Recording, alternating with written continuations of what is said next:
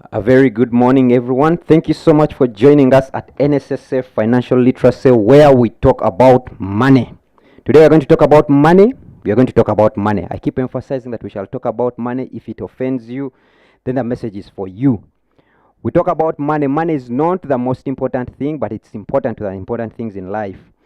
It's not our purpose, but we purpose to make it our tool. So, as usual, I welcome you to this program, and we are going to take off these 2 hours. As usual, we confine ourselves into a class. We are going into a class. The teachers have arrived, and I am honored to be the headmaster.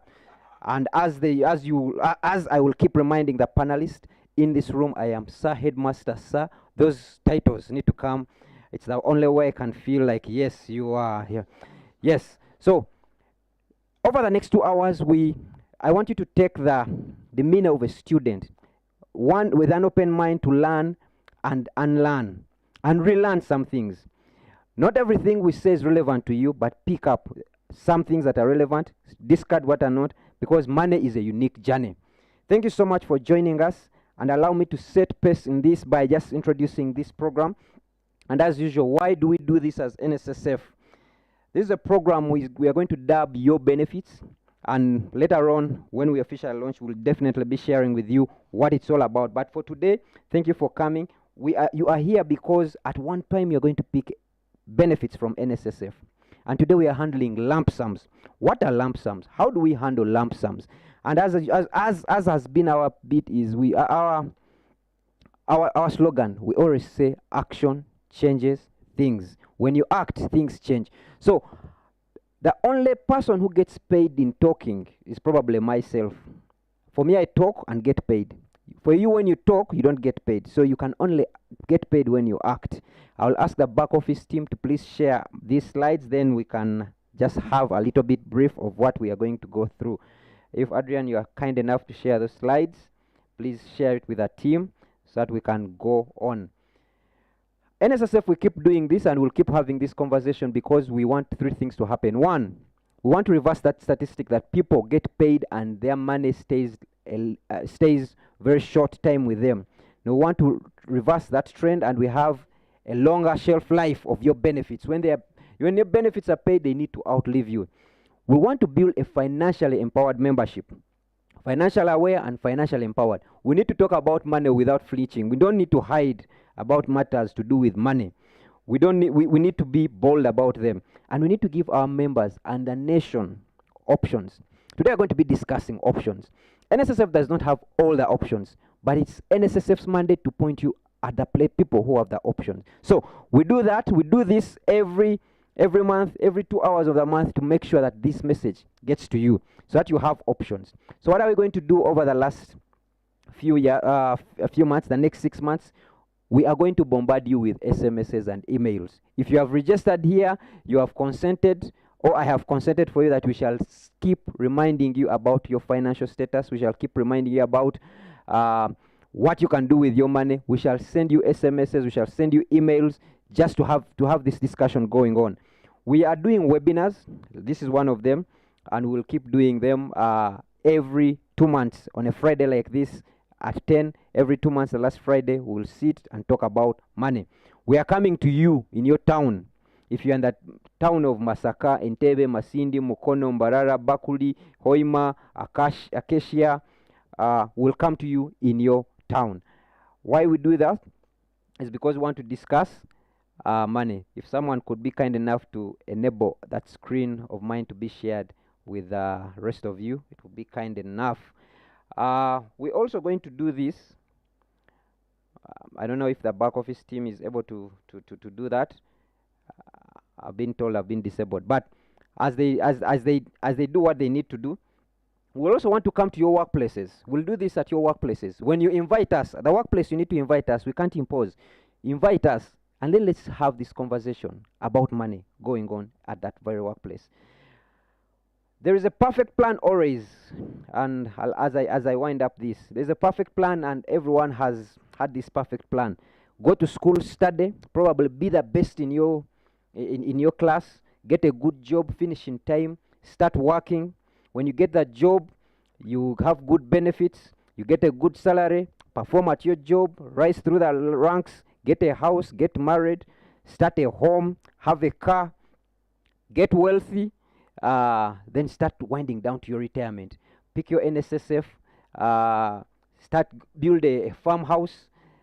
You see your farmhouse already there, go for vacations, be able to travel, amass wealth, have a few buzigos and a few apartments here and there, and retire happy. That has always been our perfect plan.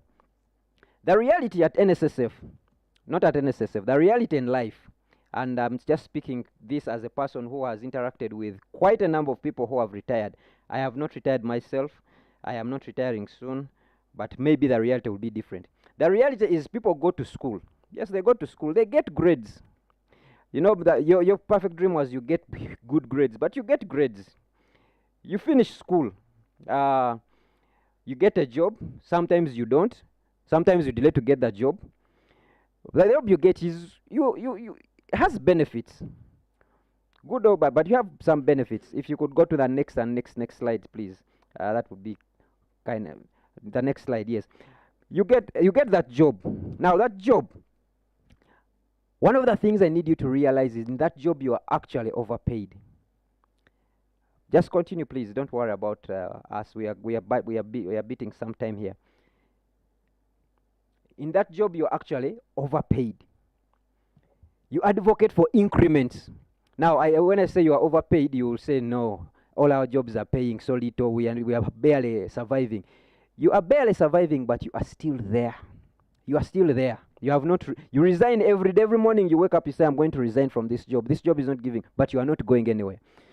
One of the things you need to realize, and you need to realize early enough in life, is that job is actually overpaying you. Because if, and today one of our special guests probably might confirm some of these stories, when we read during COVID, New Vision slashed their salaries by a certain percentage. Now, people had been privileged to be at New Vision and had the same message to them, and they were telling me they are underpaid. When they slashed their salaries, I checked on them, they are still there. They were still there being underpaid, but half of what they are being underpaid. And they are still there now. What does that mean? That even what was being paid before was an overpayment, meaning they can live with the underpayment, the current underpayment, and they won't die. So we are overpaid. If you are underpaid, you move out of that place and get another place. But you know, when you leave that place, no one is going to give you a job elsewhere, then be humble and know you are overpaid. And that overpayment is an opportunity for you to save. Because just give yourself the salary reduction and save that overpayment. We get a car. I'm talking about the reality. We begin the loan cycle. You get a loan for something and use it for nothing. You enroll in the class of the payday. You know that class on payday, you are very decent. Everything is okay. You order from Mocha, Cafe Javas, and all those cute names. But on come the other days, you are barely surviving. You are a prayer altar. Every time you're on the you are moving through jam, you're saying, God, if I make it through this day, if I make it through this day. That is the reality. And then we finally descend into retirement. Sudden wisdom comes to us. Please go on with that slide. Sudden wisdom comes to us, and we all of a sudden know what we ought to have done. We are angry with NSSF because they have had a lot of our money. And you want your money immediately. You want it before you die. You are convinced that at 50, if they don't give me that money, I will die. I will not partake of it. The fortunate truth is you're actually going to live longer than you think. You're going to get that money at 55. You're going to live longer. From 55, you're going to live another 30, 35, 40 years. You live a long and miserable life if you have not prepared for this money. So, ladies and gentlemen, we need to talk about lump sums, because lump sums will come to us. They will come to us whether we like it or not.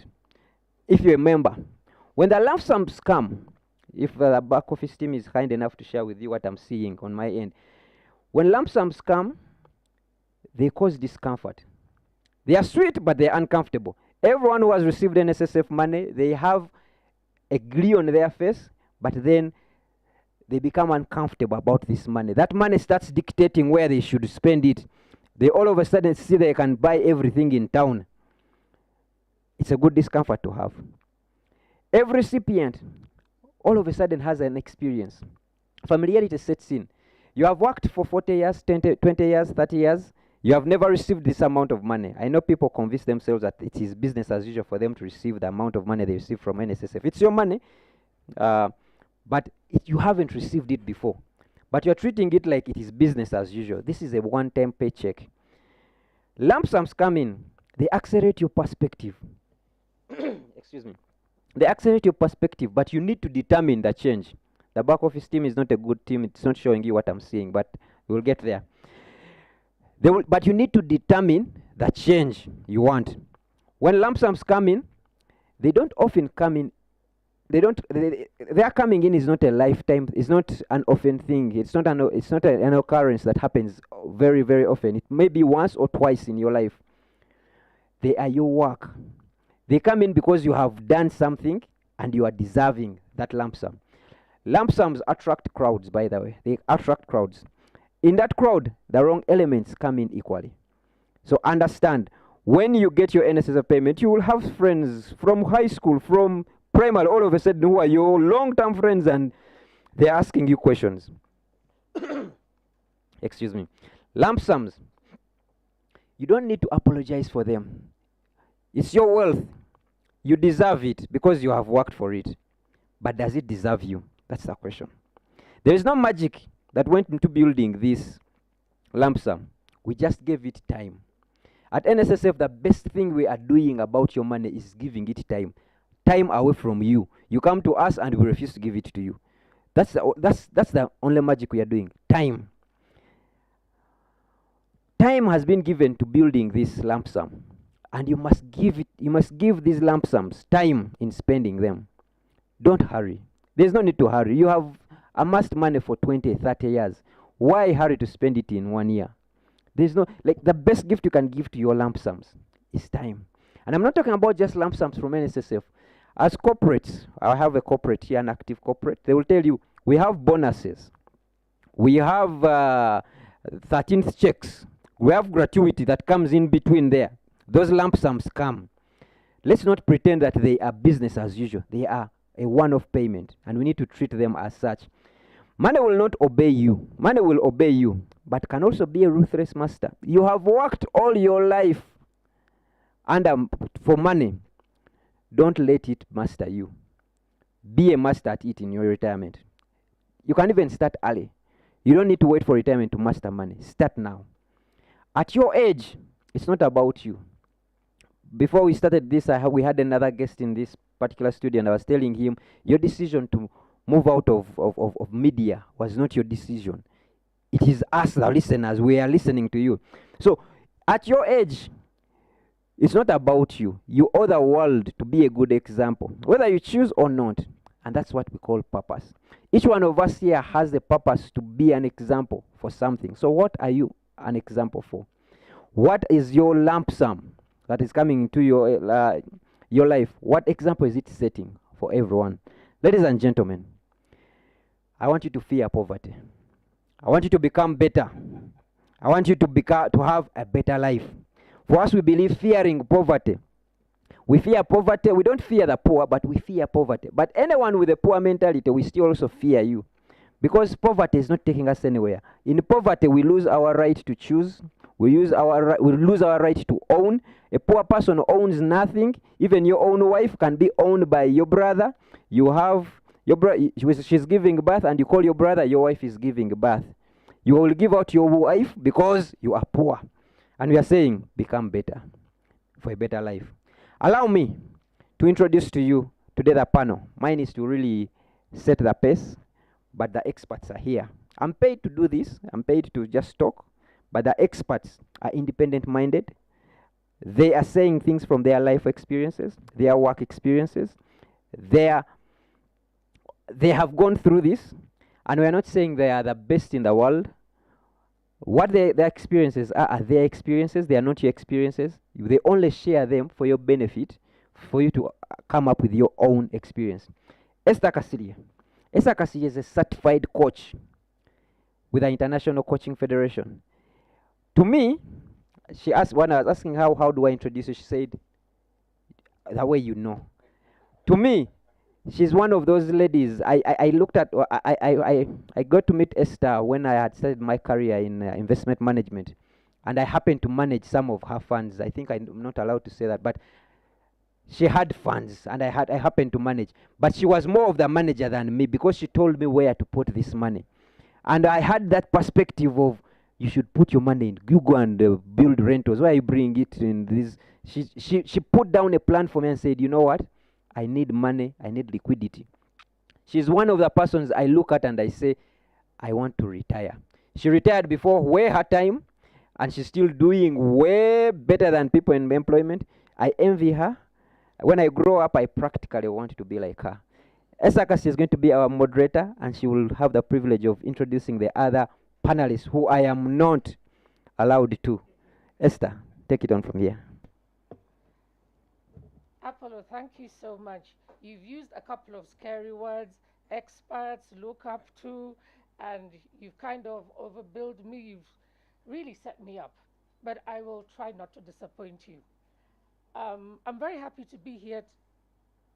I'm very happy to be here today, and especially the company I'm keeping. I've got two fabulous guys. I kind of feel like I'm an imposter to be called the expert today because I'm actually sitting next to real experts. I've got Mr. Alan Retabe.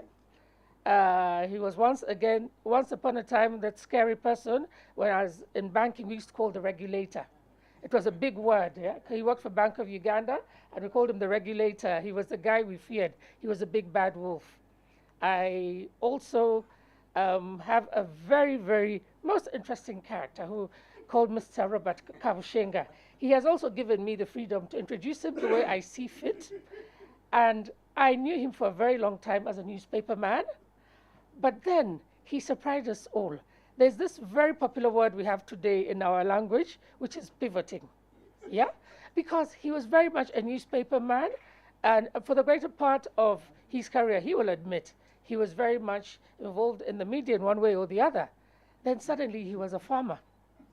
So I hope as part of our conversation today, you're going to tell us how you manage that pivot. Because indeed, one of the challenges that we do have when we do get this lump sum, many of us are easing out of employment, we've reached retirement age, and we're going to pivot into that life afterwards. To get our conversation going today, I'd like to start with Alan Retabe. He is an investment expert. And of the two of us, the three of us sitting here on the panel, he is unique in that he has not yet taken his lump sum. Robert, I don't know whether people know you took your lump sum. I'm disclosing. I even ate some of it, so I'm wonderful. So he is unique. We'll call him sort of like our baby because he still has his money with NSSF. But Robert and I took our money.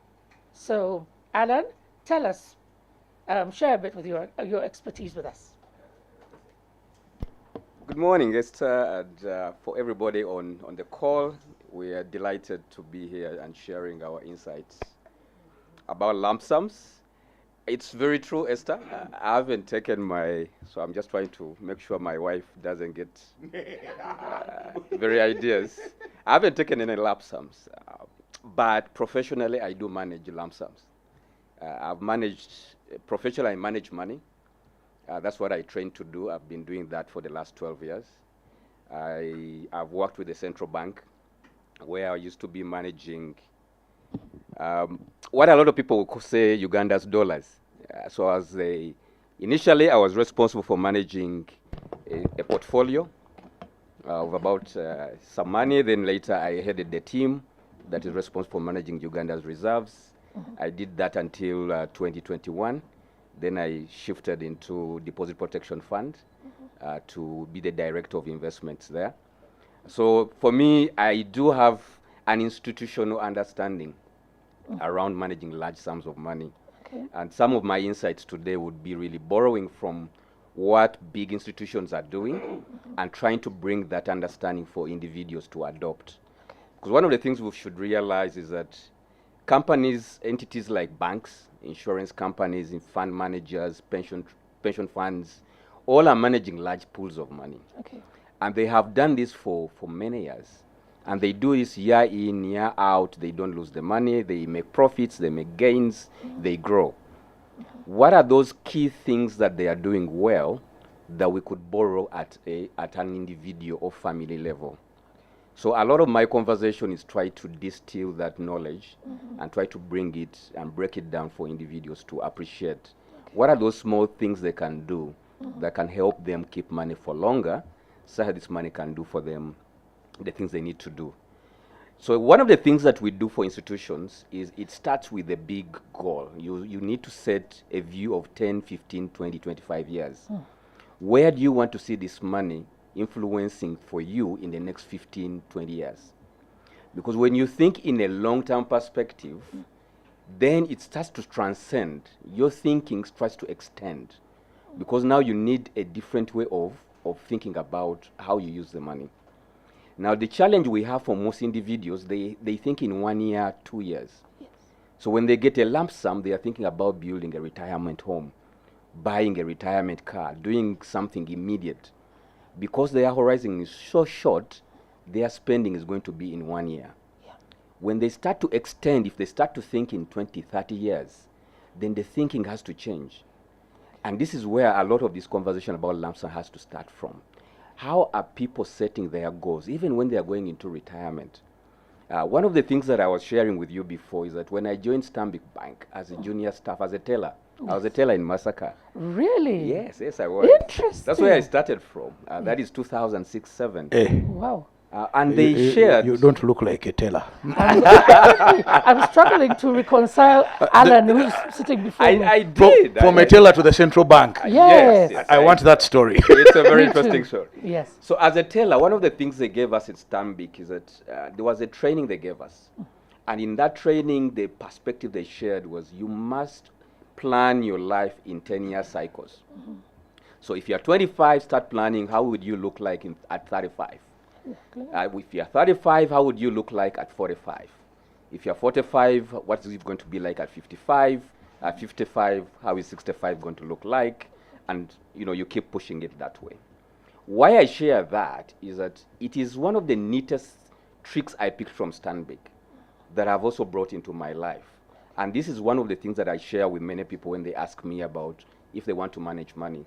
Set a goal. Where do you want to, if you are 55, where do you want to see yourself at 65? What kind of lifestyle do you want? A lifestyle, not life, just a lifestyle. Do you want to drive that same Mercedes that you're driving today? If the answer is yes, it costs money. How are you going to fund it? If you're going to TMR versus going to Mulago, those are different expenses, and you need to be aware how you're going to fund that medical expense. So when you're managing lump sums, it's always important to start with the goal. Yes. How understanding liquidity. Your cash is king. Whether you are 25 and whether you are 75, cash is going always to be king. Indeed. So you always have to think about to make sure that your money today is going to be able to do for you things, to pay for things 10 years from today or 20 years from today. And that's the beginning of framing on how you start to manage money. So I'm going to stop there before I really get to allow Robert also to throw in a thought or two. But really, that's the beginning of thinking about managing lump sums from my perspective. Alan, I'm so glad that you brought it down, because at first, when you tell us you're looking after reserves of the country in the central bank and you're managing these huge sums of large institutions, it kind of gets scary. I kind of pulled back and said, will this man understand how me, little Esther, will have to manage my money?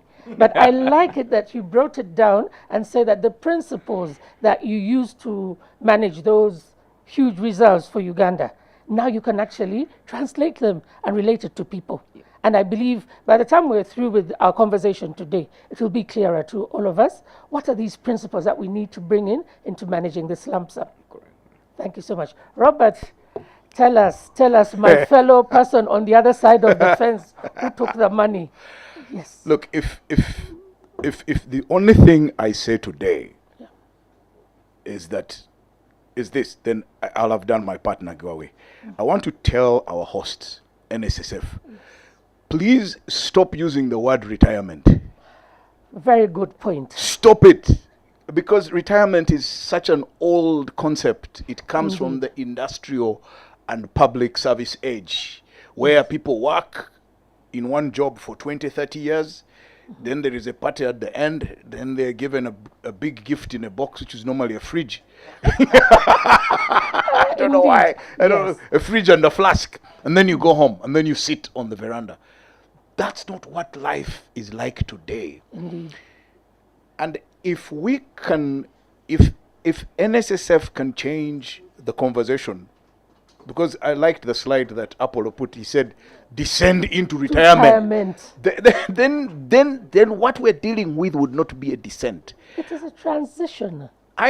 You can't describe me as retired by any measure. I mean, I am probably busier now, personally, than I have been in a long time. I would never have met somebody like Alan or you, Esther, if I was still sitting in a little box called an office. Yeah. And I think what we were talking about earlier on is the whole 10-year cycle, is that your life changes. And so you change with it and you do other things. So interestingly, you used the word pivoting. So Yes. I started to pivot a long time ago, and I was preparing for what I would want to do after I left formal employment. Yes. Do I want to be reading emails at 7 a.m. in the morning and sitting through departmental meetings and asking for performance management and all of that? I don't know if that's what I want to do between the age of 55 and 70.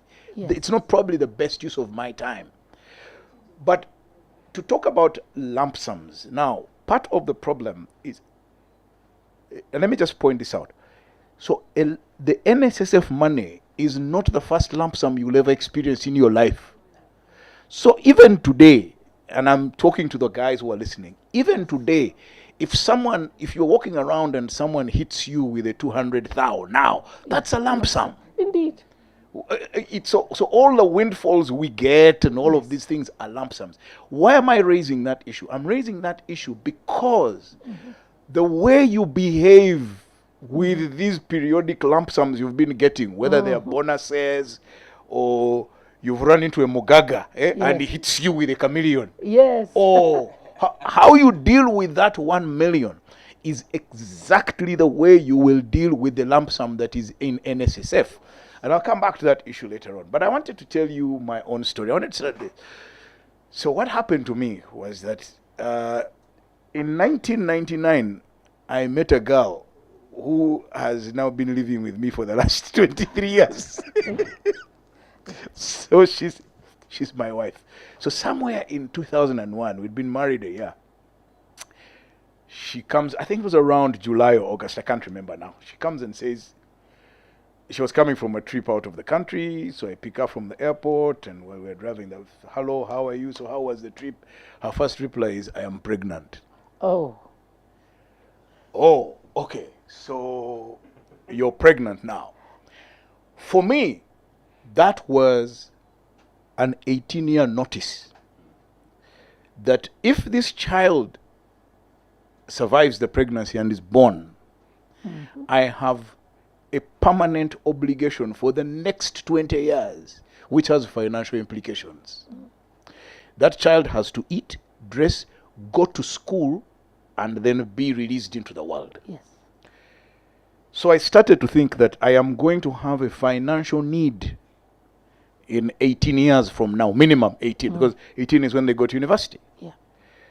And there is no chance that in 18 years, the luck that I had at Makerere, which was to get free university education, will be open to this child. So I must start to think along those lines. So while I am still trying to figure out this thing, she comes back again 1 year later and says, by the way, another one is coming. Oh, And by 2006, that problem had tripled. So now, and for me, number one priority in my life is my children. like most of us. I hope so. I really hope so. And that now focuses the way you plan. Yeah.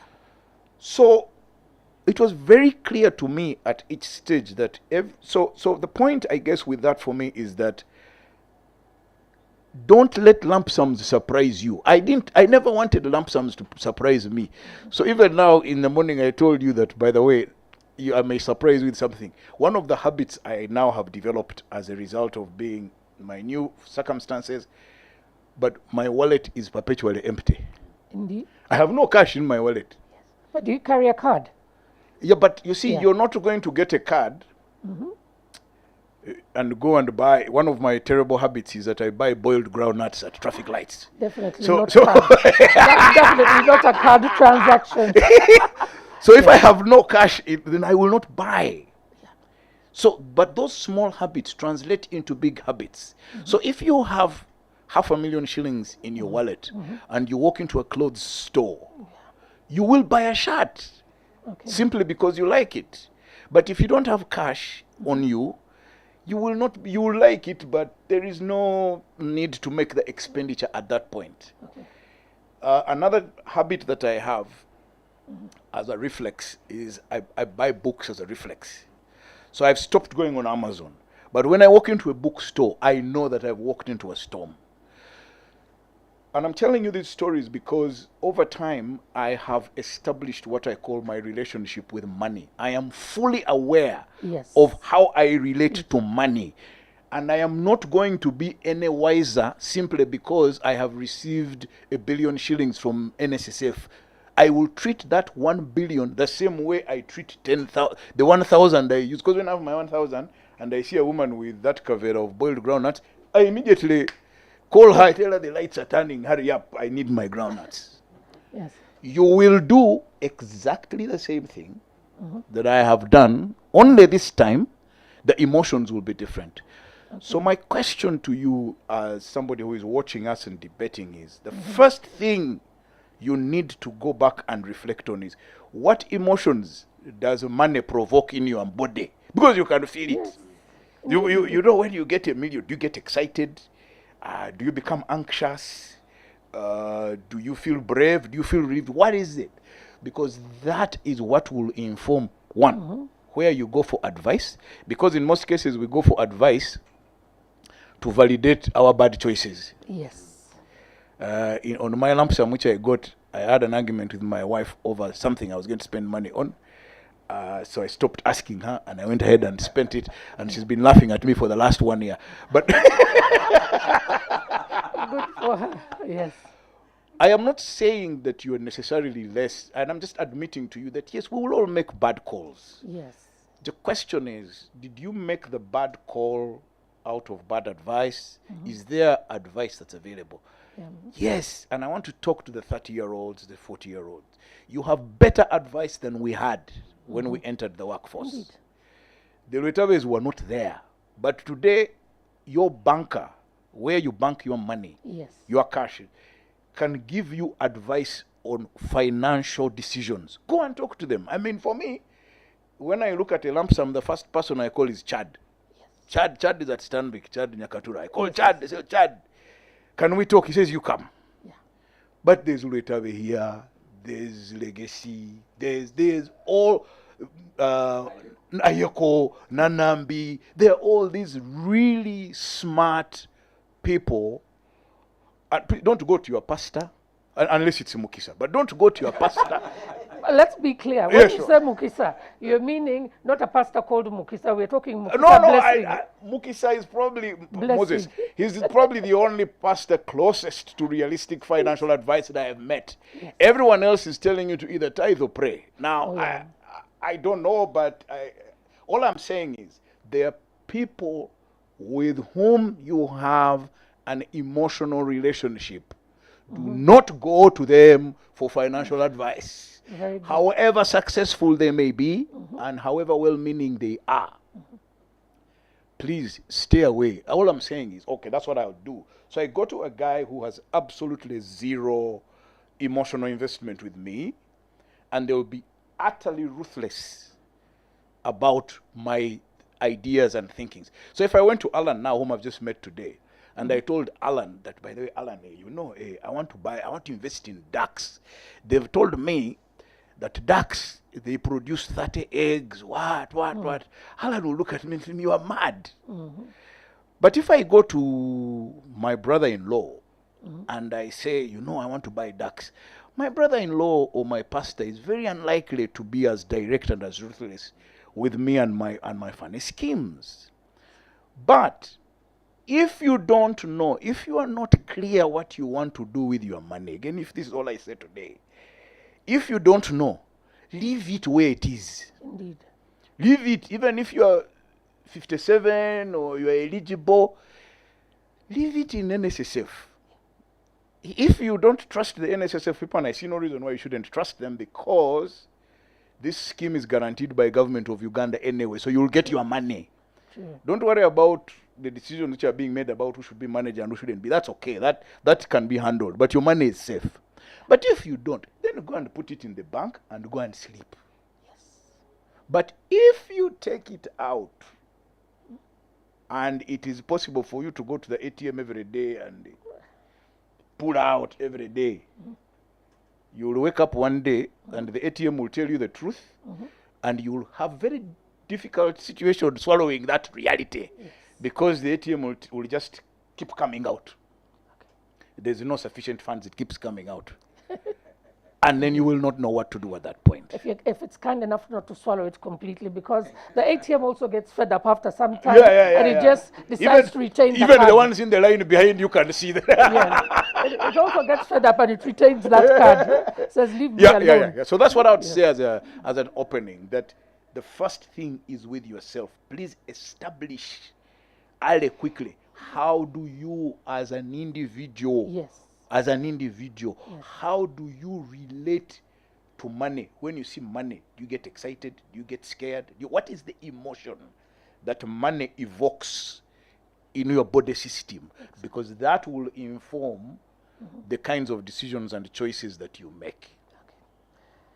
Thank you so much, Robert. You've said things that are very profound, but the most important thing you've said, besides stopping to use that ugly word called retirement. I remember these people insult us all the time. I actually left. I also, full disclosure, I also worked with Stanbic for a good number of years. I worked in banking for very many years.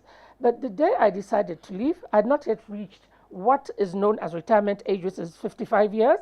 But the fact that I'd left at that point, everybody told me, you're retired now. And I had to stop and say, but I'm not retired. I have exited employment, but I'm definitely not retired. I have transitioned out of employment. Now I'm out in the big world. I'm now paving, I'm walking up and down the streets of Kampala. It's raining on me. The sun is beating me. But definitely, retired is not something you're now a hustler, that I was a hustler. That's the right word. Not an employee. So that is a key word. But what I wanted to talk is, you mentioned the word emotion. And very few people attach the word emotion to money, because the general belief is money is about shillings and cents and dollars and whatever. But the word emotion is rarely used in the same context as money. And yet the reality, as people like Robert and I who have transitioned, one of the things that becomes a big challenge when you receive that lump sum is actually what? The emotions that come with it. So I'd like us to keep that in mind when we're discussing. The other thing, maybe let me use an opportunity just quickly to introduce myself and make it clear.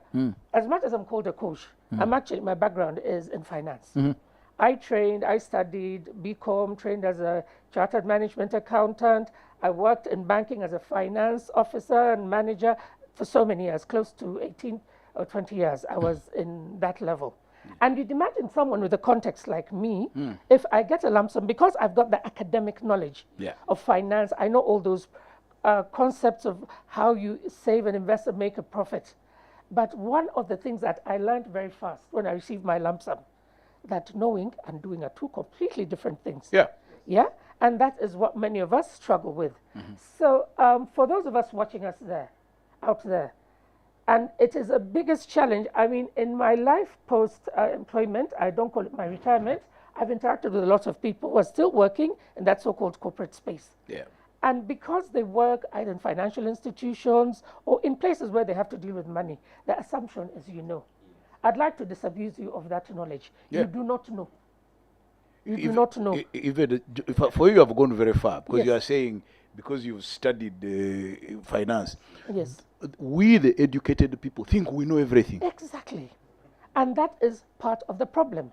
So most of the time when we get this lump sum, the last thing that we think of doing is actually reaching out for advice.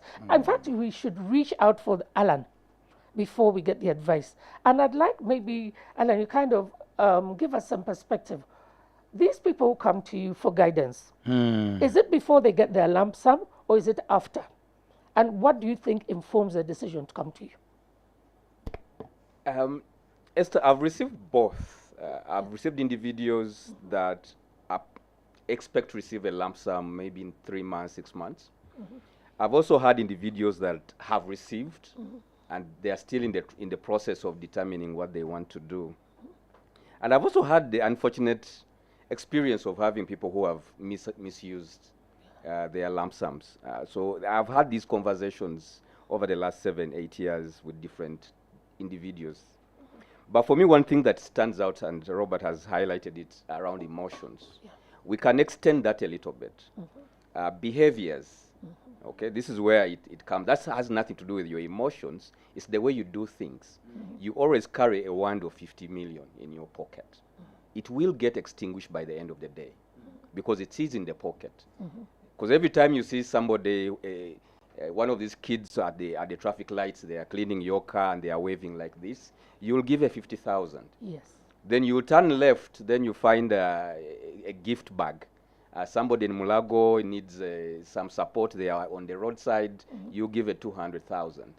Then you have to go for lunch because it's lunchtime. Then you enter a very swanky restaurant. So by the end of the day, you will finish the 5 million. Then tomorrow you pick another 5 million. So behaviors are key. For me, my hack is very similar to Robert's. I don't carry cash. I have one card, and I make sure I go to the ATM once a month. I go to the ATM once. I don't use mobile money. I only use mobile money to pay umeme, water, and that's still once a month. So all the activities that I need for mobile money, I do it on one day to send my mother, my siblings, clear all those things on one day, and I get done. So I won't touch mobile money for another 30 days. The same with my ATM. So that is a behavior that I adopted very early in my career to ensure that I keep distance between me and the ATM. But you see, it's driven by an emotion of fear. Yes. You know the damage you will do if you don't behave the way you are behaving. That's correct. So managing that behavior, the way because I know that for me, as soon as I have a lot of money with me, the impulse is to spend. The impulse is to buy the sneaker, that T-shirt, that Arsenal shirt. It's just an impulse. Good man. So It supports Arsenal. So to manage that impulse, I had to create some simple rules on how I manage my own self in the way I deal with money. And this is something that is vital when you are dealing with a lot of money. The other thing is about the attitude around money. Are you a person who is plentiful? I have a lot. I have 10 million now. I have a lot. Or are you a person who says, I have 100 million, I don't have a lot, I need to harness it? So your attitude towards money matters a lot in the way you will transition or manage this lump sum.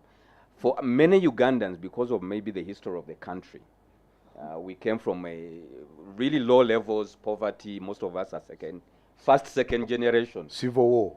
Yes. So we have this thing about spending. It's my money, I can do whatever I can spend on. I don't know how tomorrow is going to look like. We're like Bavubi.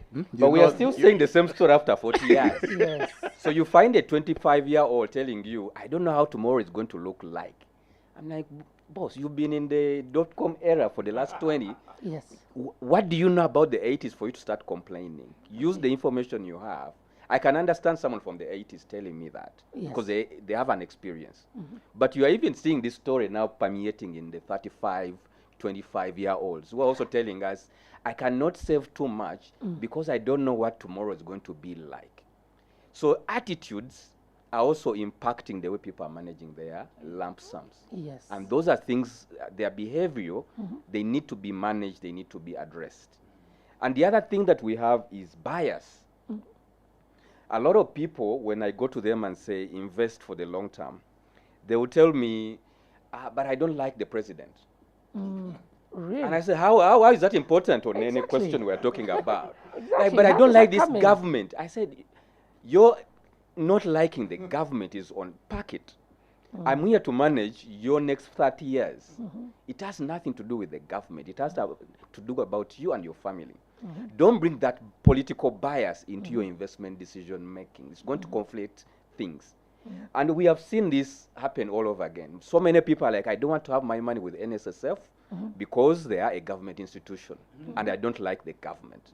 So you are making a political decision within your financial decision, and it's going to impact how you manage your personal finance. Yes.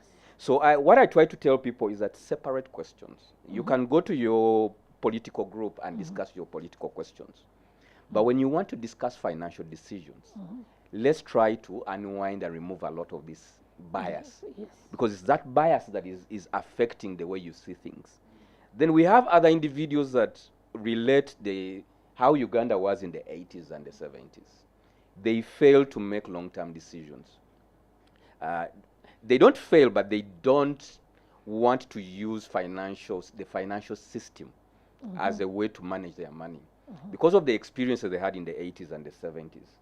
So someone would tell you that I know a person who was rich in 1986, and after the currency adjustment, they cut off those zeros. The person became very poor, so land is the only thing I do. And I respect that, but it limits the way you can design an effective strategy for the next 20 years. Because if you have only one asset, and most of them have farms which are illiquid, because you have a farm in Matuga. Don't take me into farming. So let's people are absentee landlords. Leave our world alone. Where some of us are the only mad ones enough to go there. So they have the absentee landlords. They are spending money to maintain those farms. Yes. Like, it's not an asset anymore. Now it's becoming a liability because you are paying for it. So a lot of people now mismanage their finance because there are so many emotions, biases, attitudes, behaviors that are all conflicted, and it's affecting the way they can think rationally about money. So that is, for me, a beginning point if I'm really to address. And for most people that have come to me, that's where we start. Can we separate these things? Can you manage? Can you create distance? Now, I've worked with people that, male and female, and I've had different experiences. Okay. I found it easier to work with females because they listen. They don't come with any predisposition about what money is. Women, apparently, we know, we have that humility, is that when we know we don't know, we actually accept that we don't know. And just to sort of digress a little bit, if you're sitting in a car and you're going on a journey and it's the husband and the wife in the car, the wife will know straight away that she's lost, and she'll own up and say, I'm lost, and try and ask for directions. But even when it comes, the husband will drive, he'll get you totally lost, but it'll take him longer to admit. And I think this also now translates into the way we handle money. A woman owns up. And it explodes into a domestic quarrel there. Yes, because the woman, she knows, I don't know, and in her humility, she'll come and ask. But men, I'm a man, I'm supposed to know. Does that also feed into it? It does feed into it, because some of the things we advise is change your behavior. I say, what are the things you spend on monthly? Yeah. So let's prepare your budget, your monthly expenses. And you say, write them down. How much do you spend on fuel? How much do you spend on electricity, on Netflix if you have, or DSTV if you have? How much are you spending on people in the village? Yeah. We write these things down, and then we come up with a monthly total. And say, okay, let's figure out how much this is in a year. On average, most people, what we are calling the middle class, I would say they will spend about 1.5 to 2.5 million per month just to live in the city. Yes. So when you look at that at an annual basis, you are roughly looking at about 35 to 45 million. That's what you need. Now you have to come back and ask yourself, do I need all these things? Are they are they needs or just wants? So a lot of the questions that you start with is just to unpack what is a need, keep that, what is a want, adjust that. Now for ladies, it's a lot easier for them to go through this conversation. Okay. They can say, I spend on salon, I spend on these things, on hair, and then we say, let's not drop it, but can we reduce it? And maybe can you use a different individual instead of going to this very expensive salon? Can you get a person who can come to your house, and then you spend 70% less. So they are able to go through this conversation and see where they can make adjustments. What I've found with males, gentlemen are very difficult to change. First of all, they will not provide full information. A lot of information will be left out. Yeah. So you are working with 30% information, and even with the 30%, they're not flexible. Because some of the information may require DNA. So it's better to keep it to yourself. So you find that the information is inadequate, it's not full, and then you can't change it. Okay. So for many people who come to us, it's managing their behaviors through changing their spending patterns is really vital in helping us figure out how best to design a plan, their living plan for the next 15 or 30 years. And for someone who is like 55, if you cannot determine what kind of life in money terms you're going to live for the next 30 years, it's impossible to design or manage money effectively. And so a lot of time I spend on trying to figure out what kind of life is good enough for you. Yes. It may not be the same city life you had, but I don't want you to have a village life because you're not used to it as well. So there must be a middle life, and we need to put a price to it.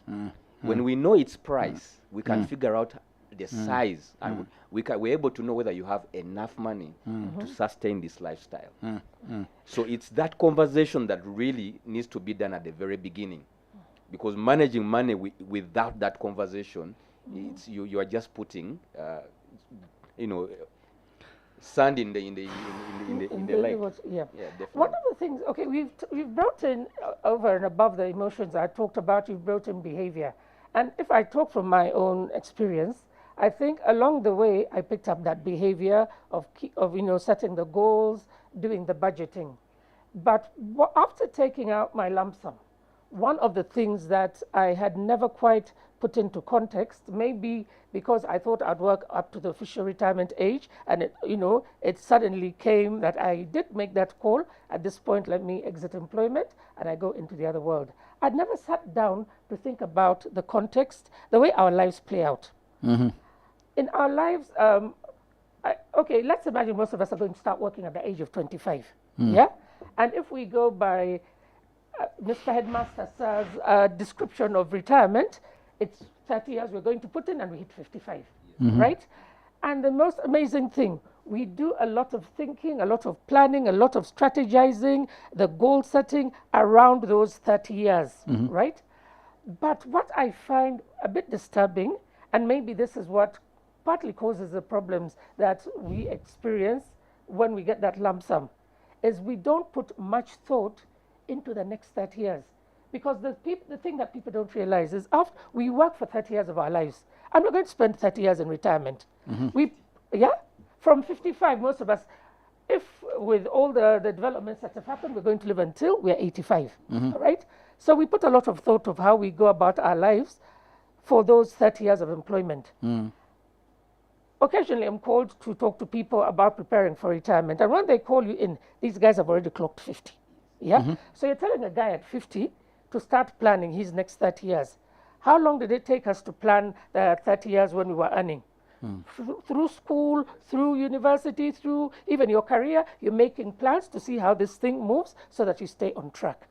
But for whatever reason, the 30 years after we exit employment, we don't put that much thought in there. And that also then translates in when the lump sum comes.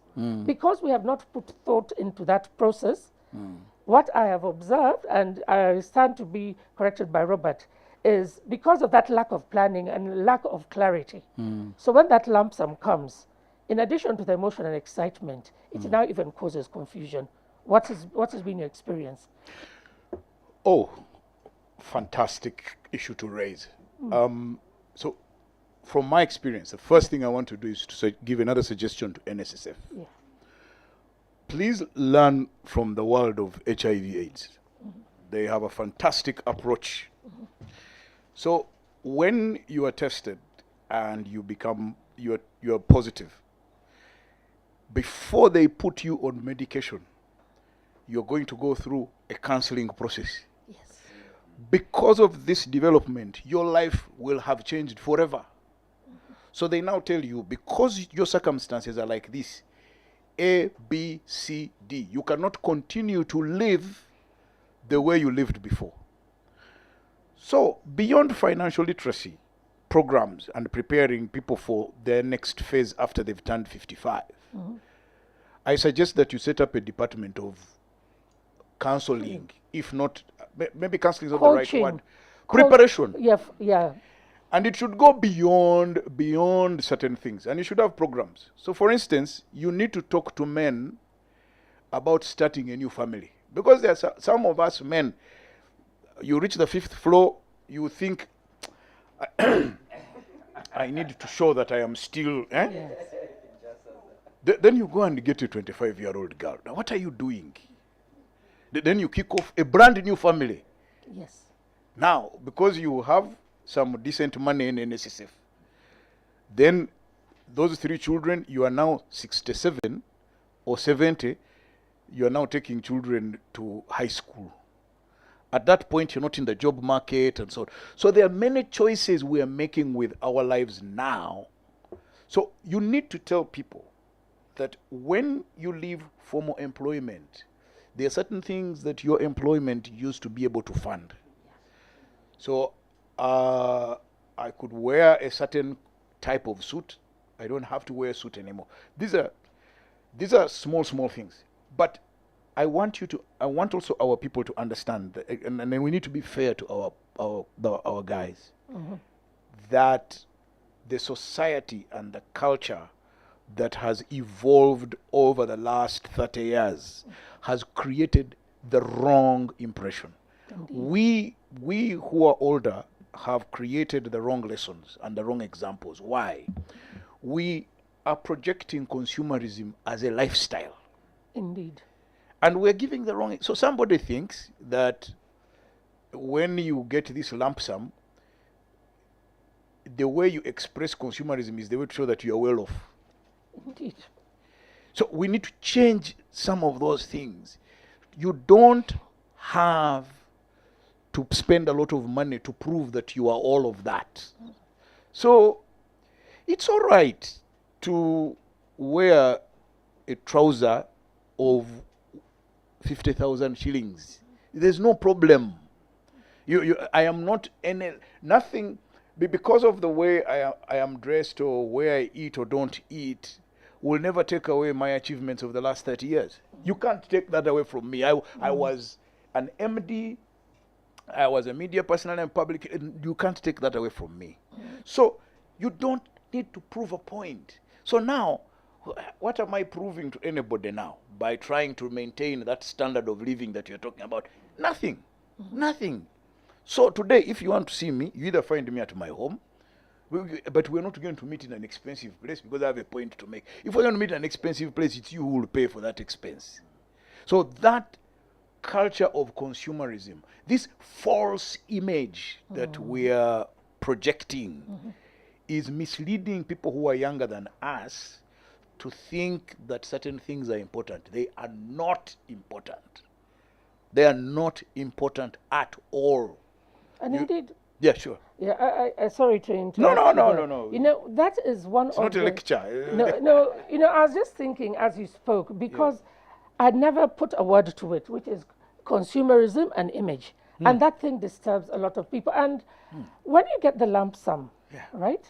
If maybe we could put back it into context that I've worked for 30 years to get this money. Yes. So for me to go and blow it in 2 or 3 years, buy the flashiest car, go on holiday, do all these things, and there's no Esther, you asked me a question. So yes. I had sort of lost my way. Yes. So because you asked me that question, what did I do? Oh yes, what did you do with Aha. So I was clear about 2 things. Yes. One, I had a mortgage on my house. Okay. Because now I knew there was no income. True. I couldn't service the mortgage. Yes. So I needed to pay off that mortgage. The second thing was I knew I had school fees obligations, which were huge for the next 2 years. And I needed to breathe. So my first priority was clear the mortgage. So I came here to NSSF. I told them the story.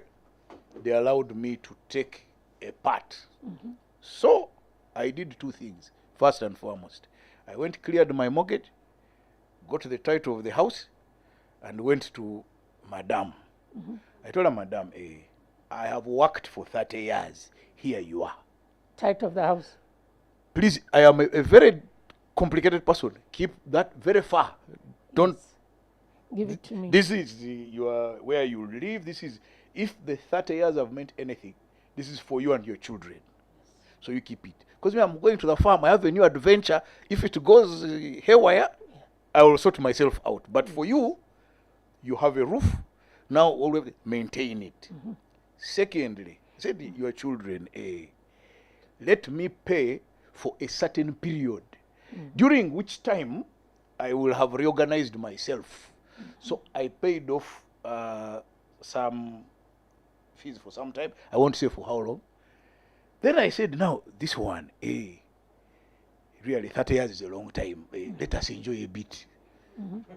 So we went, I think on the street language, they say, Netwemalake mfufu. So that you don't be bitter with yourself. So we got a bit of the money, not adventurous, not to break the bank, but a bit for enjoyment. Then another bit where I engaged in an act of vanity, for which I told you my wife is laughing at me for, but I got it out of my system. Yes. So if you have your 10 million in NSSF, okay, you go get 1 million. Go and drink, eat, whatever, do what you want. But don't blow the whole thing. Because even that activity will show you the futility of what you're dealing with. You say, really? I got 1 million shillings and I drank all of it? Really? This is not correct. But unless you go through that, you may never accept, say, no, why are they stopping me from getting my money? Oh, because I would like to know the people who got 20%. What have they used it for? They okay, some paid debts, some did rational. So in other words, that's those realities. But there are also other realities. Life is life. People face real circumstances. They have parents who are aging. They themselves have illnesses. They have parents who are aging, so they're dealing with health challenges. Black tax, that's what they call it. So we have black tax. So my point is, even as we give our experiences and give some advice, that's why you said a very important thing, Alan, that people don't disclose full information. So please, when you go to your financial advisor, please, as much as possible, tell the financial advisor everything. If need be, don't go with the spouse. But tell the financial advisor that, you know, I have these ones, but there is also another, she also has 2. So my total circumstances, I am dealing with 9. So 2 wives, this one has 5 kids, this one has 3. Then I have parents, I have in-laws. So this is my circumstances. So how much do you have? 50 million. How do we make the 50 million put you in a position to manage all your obligations? Yes. Because whether you like it or not, your circumstances will catch up with you. Sure. Now the other thing which I have done, and you asked me that, so I've picked up. I was into fitness before, but in the last 1 year, 1 or 2 years, I've picked up the habit of extreme, what they call ultra exercise, and I have become even avidly more conscious of my lifestyle, because I learned 2 things. There is lifespan, and there is health span. Oh, yeah. So one of the things I keep telling myself is that I'm reconstructing a whole new person. So Esther, right You're now, not like that, millionaire, to interrupt you, the one who's spending $2 million. No, not that guy. No, I'm not that. No, I'm not taking that route. But I'll tell you this similarly. So I've watched that story. So I'll tell you what I am doing now. So this year, towards the end of the year, I'll turn 55. I am determined that by the time my calendar age is 55, yes, my biological age will be 51 or 50. Because right now my biological age is 52. Okay, so you want to get younger Yes. biologically. I want to slow down because the guy who illustrates it, I'm reading a book called Outlive. The guy who illustrates it says, you delay the onset of aging so that instead of aging when you're 70, you age when you're 80. And then it will be short and quick. You will be down and out. There's no, because I don't want to burden my children and people around me, come to hospital, take their band. No. So there is something else. There's something called 4 horsemen. I don't know if you've ever heard of them. I've heard of them, yes. The 4 horsemen. Yes. So the 4 horsemen are the 4 chronic diseases that start to afflict you at the age of 55 onwards. You start to decline. So it's cancer, diabetes, neurodegenerative diseases, and high some blood heart. pressure. Those things are a function of physical activity and food.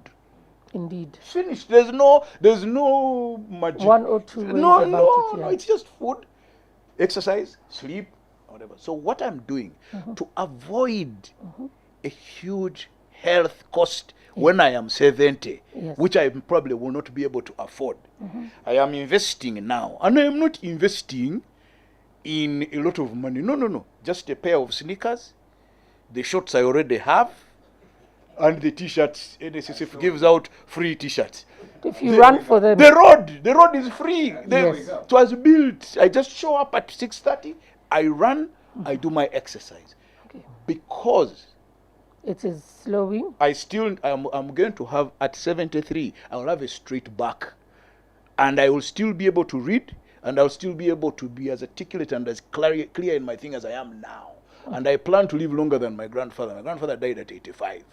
So my plan is to live beyond him, because I have to beat him to that. He beat me to only one thing. He had more children than me. So now I have to beat him at something. So I'll beat him. Wise choice. Now, Robert, you've mentioned the part about you deciding to clear off your loan. And it's going to bring me to who? It's going to bring me to Alan. Alan, I have 2 questions for you, which I would like to take on before I bring on the point that he said about putting the lump sum in housing. First of all, you used the word liquidity. For people like you and me who have lived in the finance world, liquidity makes a lot of sense. But there's someone who wants you to expand a little bit more on that word liquidity, and also that approach of you of going to the ATM once a month, right? And you cover all your withdrawals. So they need some guidance of what happens when you require things like home shopping, hospital bills, car washing, and any other foreseen thing that comes up. How do you fit it into the let me ask a different withdrawal? question. What is unforeseen about car washing, about food eating, about monthly bills, about what? What's unforeseen about that? Interesting. Some people do still see that as foreseen. So take us through what liquidity means, and then how you manage to discipline yourself that the seen and unforeseen expenses can be taken care of by one ATM monthly withdrawal. Essentially, you had the definition of liquidity. Yes. Is the money you need to take care of unforeseen and foreseen expenditures in Yes. a given time frame. Okay. So That is money as in Cash. cash. Okay. Cash, it could be an Or ATM, cash equivalent. So Yeah. It could be a check, it could be money. Alan, you need, It could be money on the account. So the liquidity is the money you actually need to pay for things, whether they have been planned for or they happen as emergencies. Okay. So when you are talking about liquidity, you need cash. Cash that must be available in at least 2 days. 1 to 2 days, this money should be available to pay for these expenses. So Now, the best way to think about the expenses is that sit down and write the recurring expenses. There are those expenses you spend on every month. So you know you have rent, maybe $1 million. You are in Nalia, for example. You know you have to drive to office. Roughly, you put in a full tank, roughly 200,000 per week. not anymore, Robert. no. You're not there anymore. I put it enough. If you are in Nalia, definitely you need a full tank. Yes. Because you're going to sit in traffic, you're Yeah, going to burn true. fuel. So Yes. 200,000 per week, so roughly 800,000 per month. Yeah. You know you need to pay for water. It also depends on the type of car. Car If you you are if you are in a Prado, that is 200,000. If you are in a so Raktis, you find that there are all these things that you know you do recurring, and you need to sit down and write them down. Yeah. Don't do them in your head. Yes. That's the danger, that you will miss them. Write them down and say, car wash, I spend 30,000 every week. I like So- you talking about writing down, and I'm going to stop you right there. Yes, please. You're talking like someone of my age group.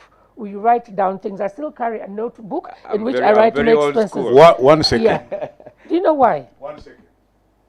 1 second. Go. While we go on, right now I discovered that there are apps on. If you go on Google Play Store, you go on Apple, Apple Store. There are actually apps where you can do that tracking of your expenses. So for those of us who are tuned you out at writing on I'm whatever. a bit Esther. old school. Yeah. I run my life in a book. Yeah.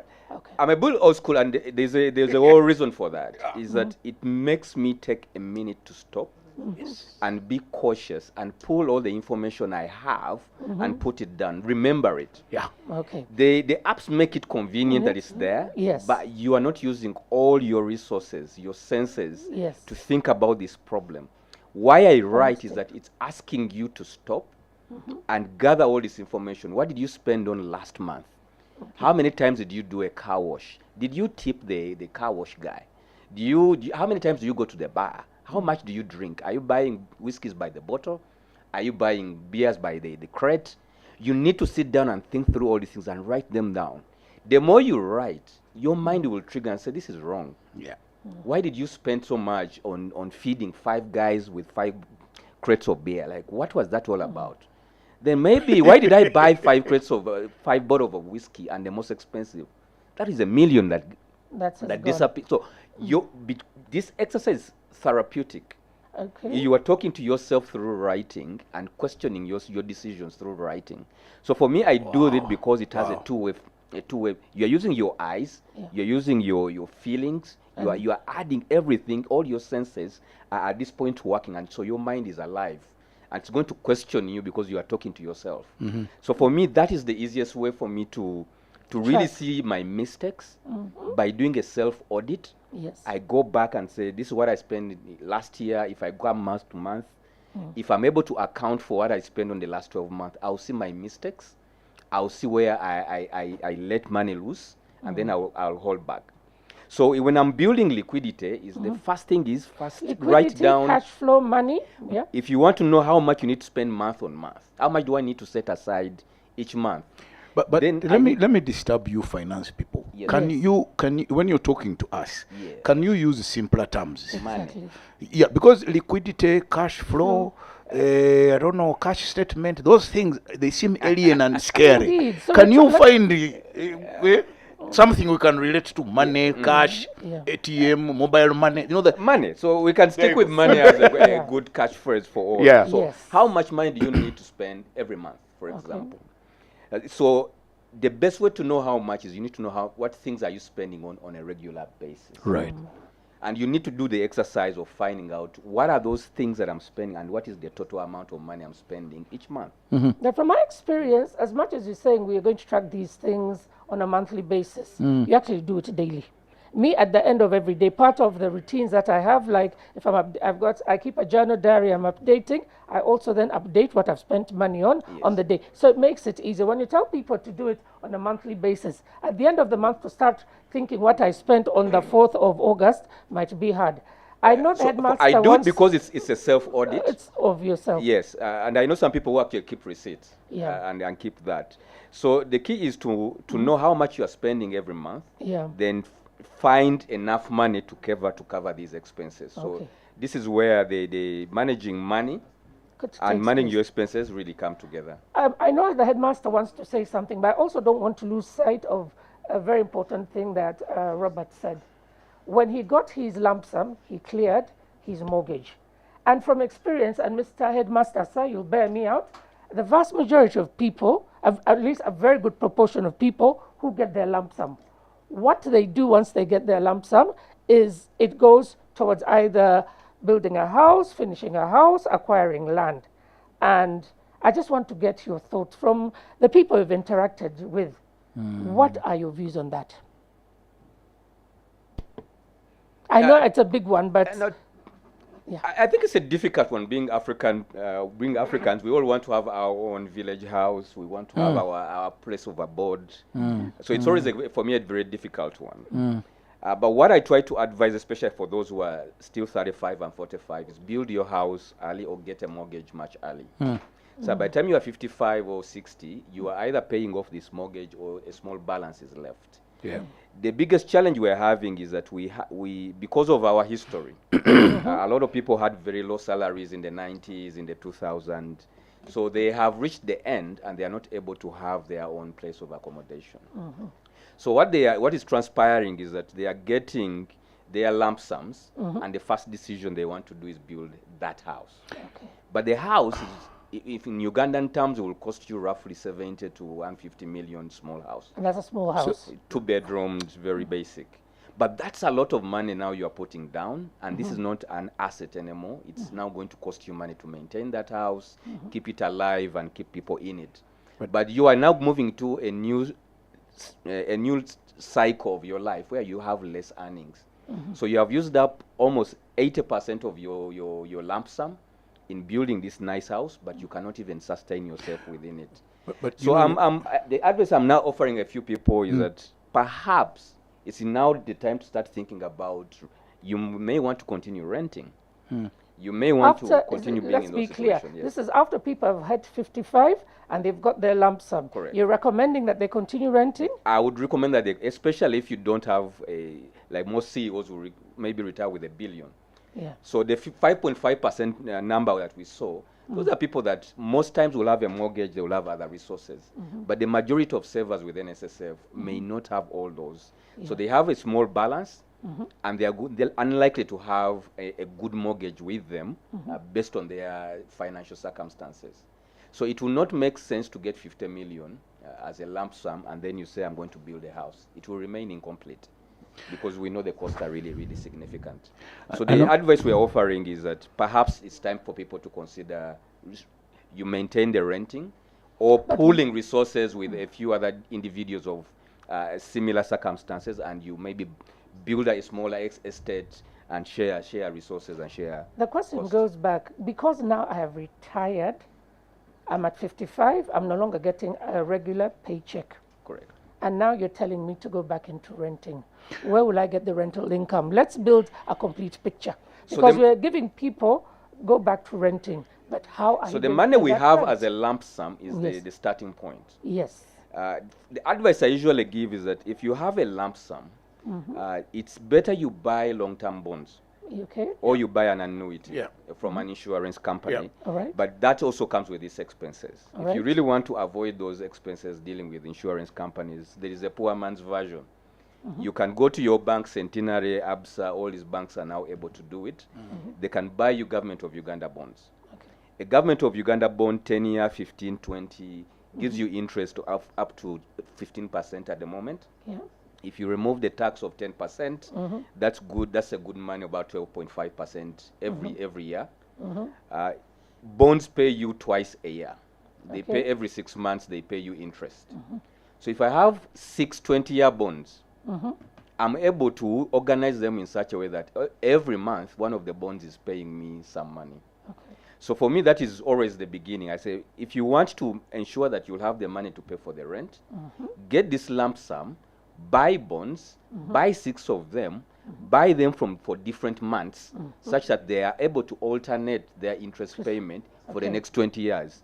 So by that design, you have now you have replicated your salary structure. Okay. That every month now you'll be receiving money for the next 20 years. Now this is money you can use to pay for your rent. Okay. Yeah. So You I just seem to have a thought here. No. So first of all, I want to you see, our circumstances before, there was nothing. So all of us had to build. Yes. Now, I want to say that building is a luxury that can be afforded by those with a lot of money, because you can now say, let me go and build my dream house. If you have modest amounts of money, there are people who have taken a risk and have constructed houses for sale.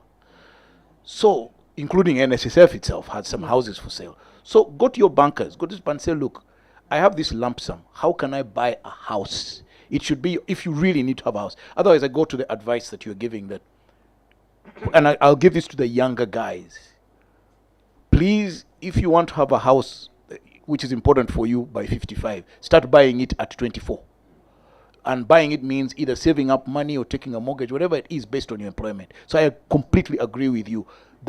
You shouldn't be trying to build a house at 55, because even the physical energy and the ability to build a house at 55 is complete madness. You will not be able to do it, especially if it's your first house. You will make mistakes, you'll reach a level and it will stop.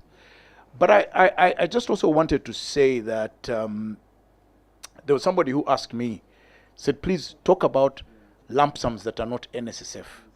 I'll say, so inheritance, bonuses, gratuities. There are people who also run saving schemes either in circles or are running what they call RBS systems, schemes in their offices. Let that be a practice for you of how you will treat your NSSF lump sum. When you get your gratuity at the end of the month, it is money you didn't have. So it wasn't factored in your plans of spending. Don't get excited and go to a car bond because the car you're driving now is creaking. No. First point of call, I will repeat this because the master is standing up and looking at us. First point of call, if you are not sure, get that gratuity or bonus or whatever, ask them to transfer it to NSSF to increase on your contribution. Indeed. Tell them, if you don't want to, just send it to NSSF. Because when it's NSSF, minimum, you will get it as it is. But at least it will grow. But if you are not, so you just go to your HR and your accountant and tell them, this month I have a bonus. Send it to NSSF. But if there are things you want to do with that, think through them in advance of the money coming, not when the money has arrived. You write down and say, next month my gratuity is coming. When it comes, I want to do 1, 2, 3, 4 with it. And you agree, and immediately it comes, do those things because they matter to you. Which goes back to what you were saying. When you write them down, you'll even reason, but do I actually want to do this with my money? Now, the third thing, as I said, go to your banker. In the banks today, they have people like this Luetabe, who will give you advice for free. They're not charging you like Luetabe. They will tell you, yes. Luetabe charges us. Yes, he does. It's his job. We are ready after he is going to follow you. No. Okay. Yeah, but Luetabe, we can afford. Yes. We can afford. Yes. But I'm saying, if you're not sure, go to the people who have your bank account or even come to NSSF. These people are here and they are paid a salary and they work only 60%. So make them work 100%. They're overpaid. They can come here and say, I am your saver, number this and this and this. I have a lump sum which I am going to get from my inheritance. We're going to sell the house our father left us, but I'm also going to get a bonus. I'll also get from RBS. I'll also get from gratuity. What can I do? And I want to give this advice specifically to the females. Please don't ask your husband what to do with it. You are creating dissent now in homes, huh? No, it's okay. Okay. Because, so you go quietly, because your husband will not know. You go quietly to NSSF, you're a female, you are, say, you people, I am going to get this. What do you think I should do? And if possible, please receive financial advice from a fellow female. You know, some of these things we underplay them. But if you go to the bank, ask to see, if you are a female, ask to see the female financial advisor and ask her, woman to woman, what are you telling me? This is what I face. Most likely that woman is facing very similar circumstances to yours, which are real, and she'll give you advice. But please, don't let this lump sum excite you. You will go and buy, you will upgrade from Sienta, now you buy Mark X. Because you saw, It's not Kaundo. You saw, but then you go to the bond. then you realize, oh my goodness, this was a terrible decision. But by then, it's too late. Even if you go back to the bond after a week and say, I've thought about it, guys, I think I made a mistake. Whatever you paid, they will not, they won't take the car and give you whatever you paid. The moment it goes out of showroom, It's 25% off. the price is down. Yes. So we need to be aware of And that. as we said, These rash decisions. we the three of us have paid school fees. Indeed, we There have. is no reason for the people who are younger than us to go through the same school. No, we are here for free. But don't come on these financial matters. I repeat, do not go to people like me simply because you imagine I am successful financially. No, there are people who have trained. The Allans, Who has, what is it, CFA, and there's another one, CAIA. See what? See the other. What is it? CIA? LDC, I don't know what. CIA is alternative investments. Oh, I okay. also advise pension funds on managing real estate, Okay. investing in SME startups. So I help them figure out how to do it safely and get their money back. So I expand beyond bonds. I also advise on all of the other aspects. And because of us billing you as a finance expert, now there are big words that are coming in, the questions we're getting from the audience. Before we Kindly get to help- those questions, allow me to just interject a bit Yes. Okay. and give this conversation a breather. One of the first things I need to charge Alan a fee for the adverts, and also to confirm Yes. that indeed Alan is one of the persons. What we do as NSSF is we do not know everything, but we know the people who know things. So when you, as our member, you come to us and you want advice, and I want to confirm, as Robert has said, that you can walk into NSSF. When you walk into NSSF, do not expect to get the best advice from the person you find, the first person you find. But that person will diagnose you and will triage you, and then advise on who to talk to you. As NSSF, we have built that muscle that we can now talk to Alan, we can talk to CMA, we can talk to BOU, we can talk to area, that is the Association for Real Estate Managers, to just to give you the right advice, and that will do for free. If when Alan charges, and indeed I want to confirm that he charges, he will not charge you a walk-in rate. When you are referred to him by NSSF, he will charge you a rate that is way below what market rate offers, because we have negotiated with him. And we have about 250 customer-facing staff that we have trained with the guidance and oversight of the investment department here at NSSF, that can give you fairly basic advice, but with the guidance of the our investment team. So I want to confirm to you that at NSSF you can actually get that particular advice, that starting advice. I have a team of 3 customer financial advisors. Their expertise is not in knowing the numbers, but in knowing who you need to talk to for which part, for which whatever you need to say. But thank you so much, ladies and gentlemen. We are just getting in the middle of this conversation. We have some time to go, but I needed to just give it a breather and let my panelists calm down a little. Highly The team, Are we that bad? Yes, it's a deep conversation, and it's just starting and firing up. I'm just scared that if I leave it to fire up, we may leave here at 5. But retirement versus redeployment, retirement versus transition. In this very room here, it has been said, we do not retire. Everyone has said we do not retire. And guess what? The people who say that... I think let's use the word pivot, because transition also means you are dead. But one thing I need to from my experience, the people who actually say I'm in retirement are people who have actually not succeeded in managing their resources well. True. The people who either redeploy, pivot, or start service are the people who have amassed enough, and they have actually life has started. Life starts at 55. We have a term here, or 50. We have a term here where we call you cool judges. I mean, I want you to start imagining Mr. Kabushenga's grandkids. I think they will be running to him as the cool judge because he has something. So I have had a discussion with my children. They need to delay that process. I hear you. I hear you. So with this, I want to take in this feedback that yes, as NSSF we have decided to look at retirement we no longer even want to call it retirement. We had Kamlege here saying no, it's redeployment. But personally, I also look at retirement as not the retirement of TIR. I call it retirement. You get new tires. Just where there is tire, put new tires. You get retired. You get retired and you get onto the new. No, but because you're also going to get carried away. Yes. I'm just going to give you an example, and I want NSSF to think about this.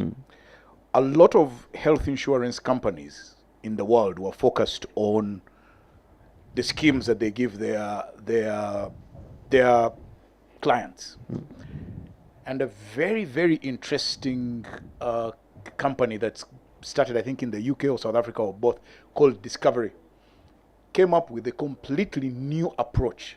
They said, if you signed up for a wellness program, physical exercise, they would increase your benefits in health insurance. Guess what happened?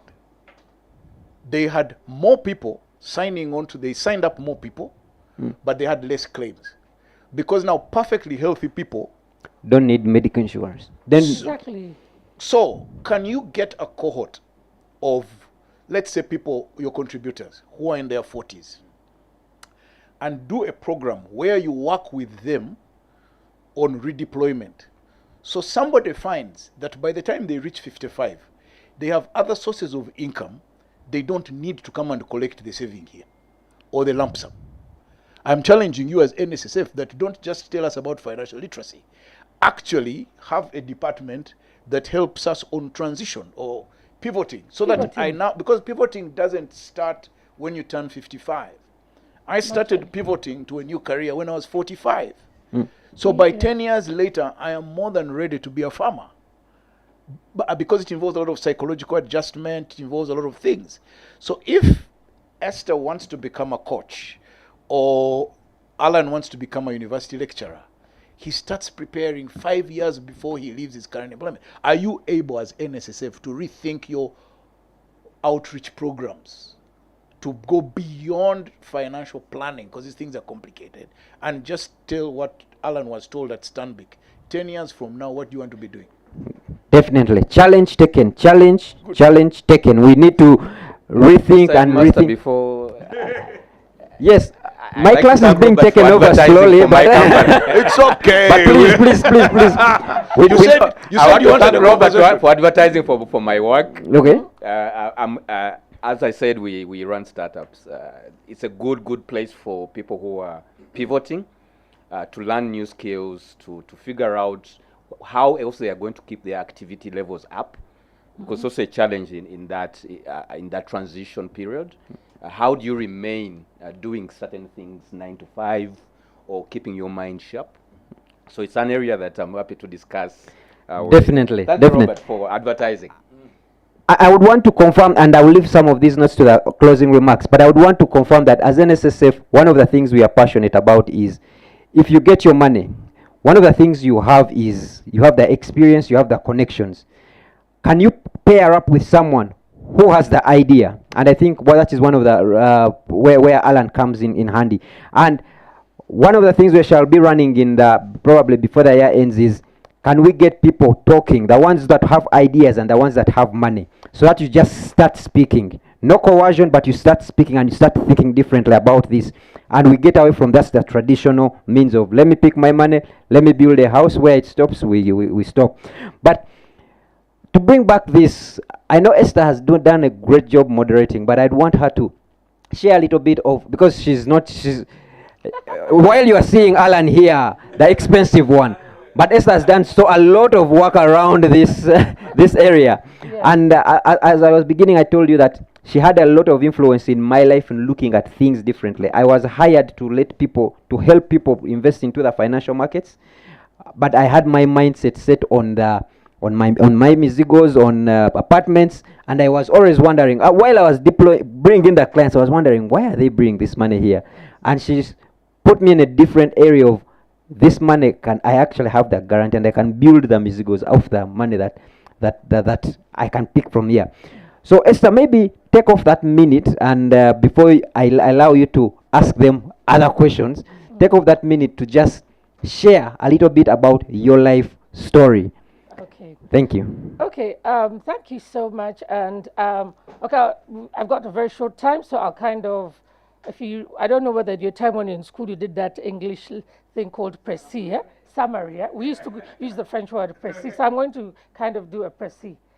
To the point that Robert made that you should start thinking about it at 45.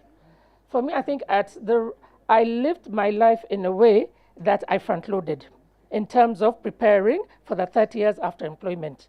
By the time I brought my first child in the house, I'd built my first house. Yeah?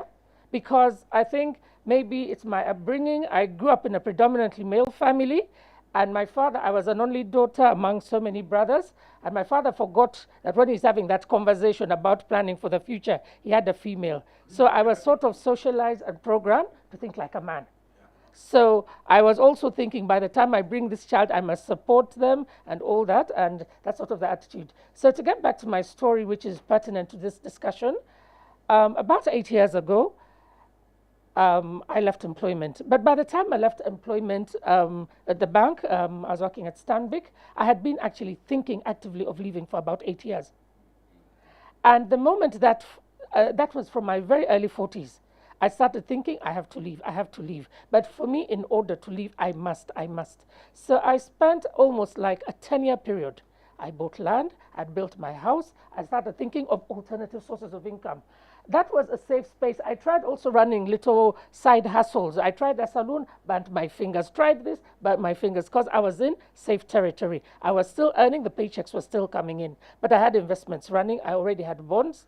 And my house, I built it, but a tenant went in, and I was getting rental income from that. So come to 2015 when I leave employment, and that's when I actually met Apollo. Because when those lump sum came in, I had a severance package from my employer, I had my pension, and at least I was very aware I was getting those. But then I had a conversation with someone, and I happened to mention, by the way, I've left the bank, and I don't think I'm going to work for anybody else. Right now, I'm on the streets trying to figure it out like everybody else. And I said, do you know at the age where you were? I was not yet 55, but they said you actually qualify for your NSSF. And I said, really? He said, yes, you do qualify for your NSSF. And I said, now that I do, I put in an application.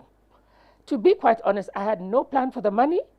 I had no thought. It was just because I was told I qualify for it. And that's what happens to a lot of people when they get their lump sum. I'm 55 or over 50, and now I can get the money. I got the money out, and so it came. So I'm sitting with 3 big lump sums.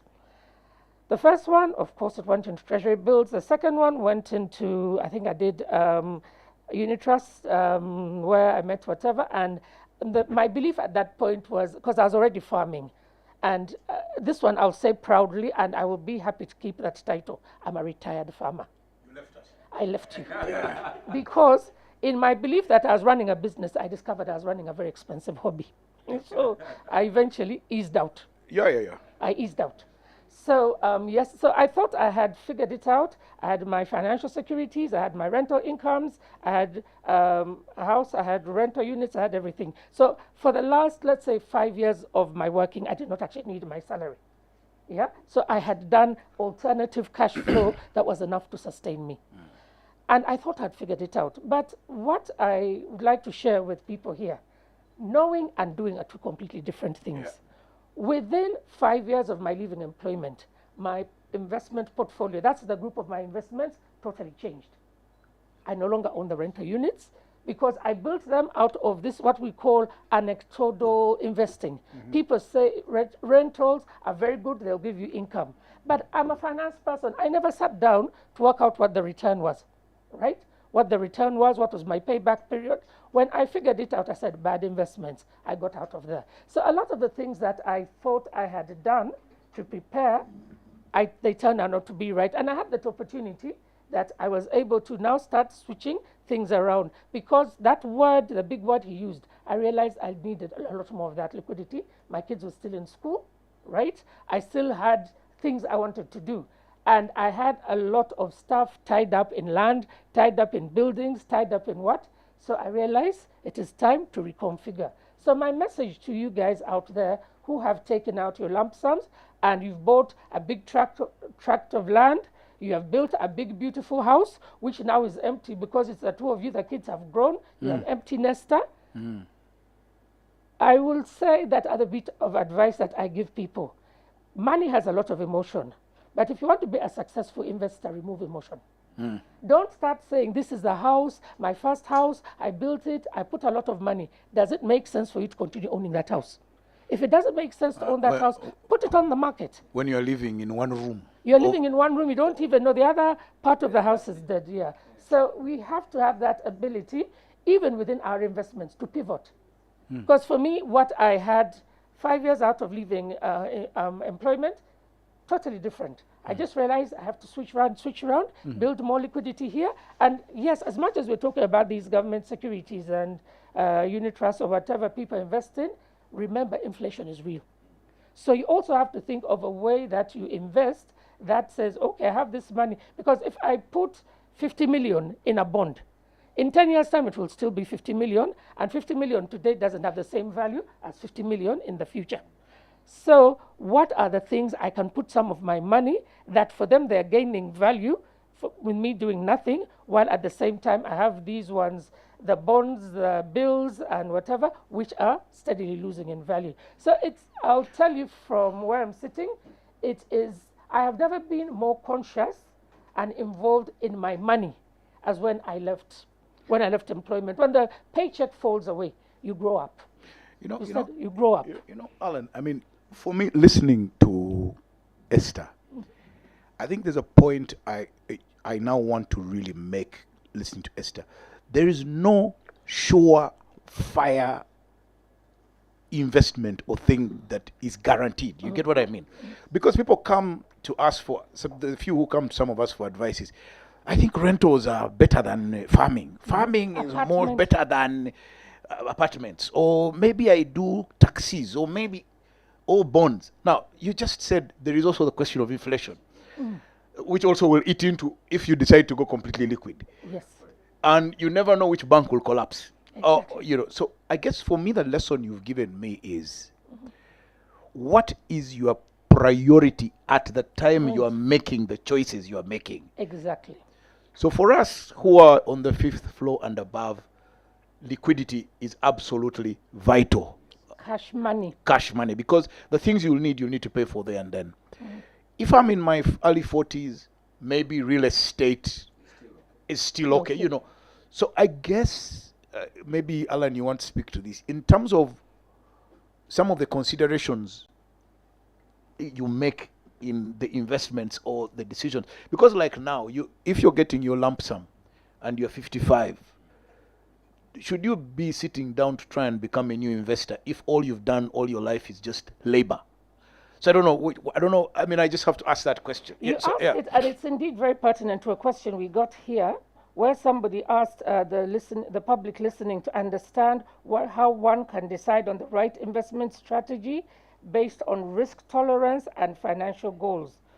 Deciding a suitable investment plan is a big challenge to many people because of factors like contentment, and in a short time they have no money on their hands. So I hope that sort of wraps up. No, it brings us all in. So the way we think about investing is it's life cycle. It follows your life cycle. Yes. Of course, we minus your education years. So up to 20, you are not really earning. You are in school. But usually by 23, the average Ugandan, educated Ugandan starts to earn. If you are, some people start much earlier, 16, maybe 15. 25, 28, because some finish school and spend 3 years on the streets. Yes. So you find that your earnings are very low between 25 and 35. You are really starting out very early in your career. So you find that your level of earnings are low. The advice we give at that stage is that focus on saving at that stage as a discipline. What I tell people is start small. When I was in Stanbic as a teller, they had a banker's circle within Stanbic. And I made a standing order, take off 100,000 from my account every month as the first thing they take off before the money comes to me. Now, because I've maintained that discipline, I've ended up increasing that level. Every time I change a job or salary increases or whatever, the extra increment, I don't need it because it's going to change my lifestyle and I don't want that. So I usually ask that they send it back to the circle. So saving as a discipline for me is the first thing, and you must learn it between 25 and 35. Now, between 35 and 45, it gets a little bit more interesting because you are entering middle management. For most people, you are becoming an expert. You are getting into some money. Now, this is where the conversation around your accommodation. Are you thinking about your house? Do you want to get a mortgage? Do you want to buy and build? All these things now have to be discussed at 35, 45. Yeah. But one thing that is also vital at that age is skill sets. We are now talking about T-shaped skills. T-shaped means that you are good in your discipline. You are an economist, you do a master's and a PhD. That's good in economics. Yeah. But you need to know other things. You need to know technology, you need to know PR, you need to know communications, you need to have a wider set. Yeah. The world needs people with wider T-shaped, not just a straight eye. Good. So between 35, 45, expand your other skill sets while you build your expertise. You have the opportunity to do that in a corporate setting, for most people. Yeah. Your company could either pay for you, you can do certifications, you can do all those things. Ideally for me, when you sort out your housing situation early and you expand your expertise, these things are going to come and give you a benefit between 45 to 55. True. Because you don't need to spend on a house, you already have a mortgage running, so the expense is known. But now you have better skill sets. Now you can expand your earning potential. Either you have a primary job, you can do advisory, you can do consulting, you can expand these aspects. And those you can take them until you are 70 as well. Now, that is thinking through your earning side of the story. Like, how do you think about earning at the different phases of your life? But then we also have to come and think of the investing side. Now, what I've been advising people to do is that join investment clubs much early. 25, 35, and learn to do things as a group. That will complement your saving, but also it will introduce you to the investing philosophy and learning how to manage money, even in a group setting. Now, the other thing that I'm advising people to think about much earlier is participating in the startup ecosystem. And start doing that much earlier.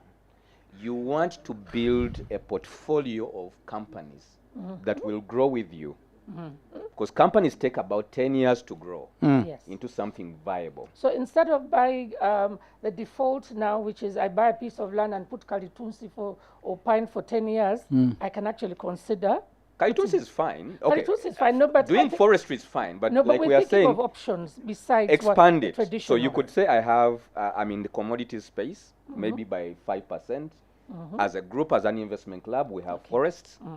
As a personal individual, I have my portfolio of companies. But also, I just wanted to very quickly, on that issue of investment clubs and circles that you belong to, please make sure as a member that you are receiving financial advice from an expert, not from as a club, not from the chairman because he led you into it. So what I'm advising people is that 35, 45 is start early to get interested in being an angel investor. You can invest 5,000. Most of them, most requirements are minimum of $5,000 to start, but you may find that 2,000, or you may come as a group to make up that money. But start early to build this portfolio of companies. Now, you need roughly about 40 of them because there is a rule we call the power law that out of 100 companies, 10% will survive. Okay. So you need to work with many companies because a few of them will survive by the 10th year. But why we do this is that between 45 and 55, the conversation is around passive income versus active income. Yes. Now, passive income are things that are paying you dividends, paying you interest income, but on a regular basis. You don't have a lot of interference. Yeah. Okay. So this is where the bonds are coming in. And you're also not being diverted. You're Your not, physical attention. Yeah. It's so what I'll tell people is that we should focus. By the time you're 45 to 55, you are thinking about a ratio of 80, 10, 10. All right. Okay. So 80% very safe bonds, unit trusts, things that are very predictable over a long period of time. Then you want things that are semi-active, semi-risky. Investing in now. By the time you have a company 10 years, it's fairly stable now. So that one is still risky. Things can go wrong, but it can pay you dividends. I mean, somebody who invested in Rocket Health 10 years ago Where are they? Easy. They are Laughing all okay. the way I mean, they are almost on the way out. Yes. Yeah. As a billionaire, by the way. Absolutely. In the next couple of years, that's going to happen. But you should have entered Rocket Health 10 years Years ago. ago. Yeah, exactly. Yeah. So if you had 10 Rocket Health, you now have lined So up. in other words, what you're telling us is look on the startup ecosystem. How many potential Rocket Healths are there? Yeah. That's how you have to be active in that space, to scout, to use your knowledge as an industry expert to see what makes sense here. So have at least 10% of that. Yeah. Then the rest you can have in the forest, the real estate, in some of those other assets. Then that can Coffee. be Okay, coffee. let me So that's how I'll break let me it down. jump a in bit. here quickly because I can see the headmasters lurking in the Oh, background. my goodness. Which means it's almost the time. As before we wrap up, and hand back to our headmaster, I'd like each one of us to think of a book we'd like to recommend to people out there to read. You know, we don't have a good reading culture, but a lot of the information that you're trying to get from the experts, me, I'm not the expert, is information that's available in books. So, Robert, what would you recommend? Alan? And I'll also give my 2 cents worth. So I'm going to recommend 3 things. 1, psychological. Please face your demons. Yes. Do not live in denial. Do not imagine your life, what your life is. Your life is real. So have a good look at it. Yes. Daily. It will inform the choices you make. Number 2, read a book called Principles by Ray Dalio. It's very, very good book. Ray Dalio Principles. The book I'm reading right now, it's called Outlive by a man called Peter Attia. He's a medical doctor, which talks about your health span. All of the things we have discussed today will not matter if your health is a disaster. Yeah. So the first port of call is your health. The next port of call is the principles that govern your life. The third port of call is face your reality. What is it? Your reality is not other people's lives on social media. It is your life as it is now. Okay. Thank you so much. Yes, Alan? Robert has covered the health side, so let me discuss the wealth. A classic is The Richest Man in Babylon. I Yes. think for me, I if you cannot really want to get the principles granular, and this is a classic for many ages, Yes. it is really says everything we are saying today right now. Yes. If you really are religious and you want to get a non-secular version, Proverbs is another area that you need to read. So for me, between the Proverbs and The Richest Man in Babylon, they will distill a lot of the You mean principles Proverbs in the Bible? in the Bible. Bible in the- Proverbs in the Bible. They actually say the same things that The Richest Man in Babylon articulates. But ideally, depending on your flavor, it's those two, for me, those 2 books will be the best foundation for understanding wealth management across the edges. So if you really want to appreciate how to think about your money for generations, for your grandkids and beyond, really reading those 2 books will bring the message home. Thank you, Alan. You've actually stolen one of my books, which was The Richest Man in Babylon. I always tell that people, that's the basic financial literacy training book. Having come to the realization that most of what we do with our money is behavior and what did we call it? Behavior and emotions. I recommend a book called The Psychology of Money. Please read that book. If you're a lazy reader, there are a lot of podcasts where they've summarized that book for you. It will help you to understand how money can work without the interference of your negative emotions. And another one I'd recommend, I'm not going to say a single book, but we read a lot of business books written by the guys in the US and whatever. If you want to go into business, read a book written by Aga Sekalala Sr. Read a book written by... That's how I wound up in farming. Yes. Read by Aga Sekalala Sr. Read a book by BMK. I think Andrew Garcia has also written a book about coffee. My message is, we have a lot of the knowledge and the capability amongst our fellow Ugandans. So when you visit a bookshop, go to a book where the authors are Ugandans and try and get one of those, especially if you perceive that person as successful. Esther, I recommend. just one little final thing. Guys, I know I've said this before. It is okay to be broke. Okay. It is okay to have no cash with you. It's perfectly fine. Yes. Normalize not having cash. You will be okay. Okay. All right, so now I'd like to thank you so much, gentlemen, for the wisdom that you've shared in this room. And it is with deep regret that our time together has run out, and I have to hand over to the headmaster. But maybe I'll impose on the headmaster and say, can you arrange at a future date?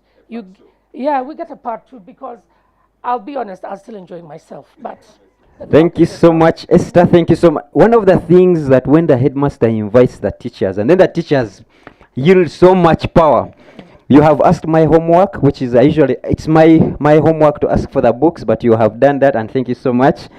That gentleman, but it's also within my power to say, I'm giving an extension of a few minutes because I need to ask some 2 or 3 questions. And anyone who wants to leave, please go. We will need to have this conversation go on, but not for a real extended time. Yes, on the bit of part 2, that's one of the things that has been coming up, and everyone is saying part 2 needs to come. We'll definitely see how to package this part 2, and also how to reach a much wider audience. The messages are still coming in. The questions you haven't asked any from the audiences, and they are but we assure you that we'll arrange a way how these gentlemen get to ask. Robert. Yeah. And I say this just so that it is on the record that I can call Mr. Kaushenga Robert. He advised me right from some time back and said, don't call me Mr. Kaushenga, that's my father. Don't call me Omwami Kaushenga, that's my grandfather. Correct. Call me Robert. And I have failed to get my head around it. But Robert, yeah. Coffee preoccupies you right now. Yeah. It's actually, without you, I think there was no coffee. Right now, some people think coffee started with you. No. But that's a big one to carry. Yeah? There were people like Andrew Rugasira before me and so on. Yeah, but go on. Yeah. Yes, and you have really shared that passion about it. It would be unfair if you leave this whole bit. We have had a discussion of 2 hours and nothing has been mentioned about coffee. Nothing has been mentioned about Regeo. One of the things we do at NSSF is we want to highlight businesses of people. Because when Regeo grows, we grow. What is Regeo? So we'll talk about it. So while he responds to it, I just want to just give that bit of insight of what informed him into coffee. He clearly had a few years on his hands. He could have gone into procurement, brokerage, he could have gone into networking, could have been a motivational speaker, but why settle there? And please tell us about how that was working out for you. So Esther, Rugeo is the name of my farm. Okay. But Rugeo is my home. It's a little village in Kanungu. It used to be called Chinchizi. So, but I borrowed the name as the name of the farming business that we run. One of the reasons so in 2014, I came to the realization that, because I always thought that my career would be linear. I'd been company secretary, I had a meteoric rise. I'd been legal officer, I became company secretary, I became managing director. And I thought the next project, I'm going to be Minister of State. Surely, why not? This is my career line, this is my projection. Worst case scenario, permanent secretary. Now, in 2014, I faced the first possibility that actually I could leave to nowhere. I would just be asked to go. So from that time, I started to ask myself a very important question. When I leave employment, what am I going to do? And there is one thing I did consistently for 7 years. I said, the beginning of every year, I would say, if I was to leave my current employment suddenly, what would I do? And I listed a number of steps that I would undertake. I updated that I would update it twice a year. The last time I updated it was in November of 2020, when I had a real suspicion that I was going to be kicked out. So I updated it. One of the things I knew I had to do as a matter of urgency was to pay off my mortgage. And I ticked off all my 11 points. But to answer the question in 2014 is I weighed a number of options. I said, if I left employment now, what do I want to be that gives me fulfillment? And as you said, I could have gone into real estate. I would just be an overrated janitor. That's it. Collecting rent and fixing houses. Real estate is not my thing. It just simply doesn't give me fulfillment. Same here. Yes. So, as you described it, right now, Rugeo Farm is a very expensive hobby for me. Yes, you may want to call it that.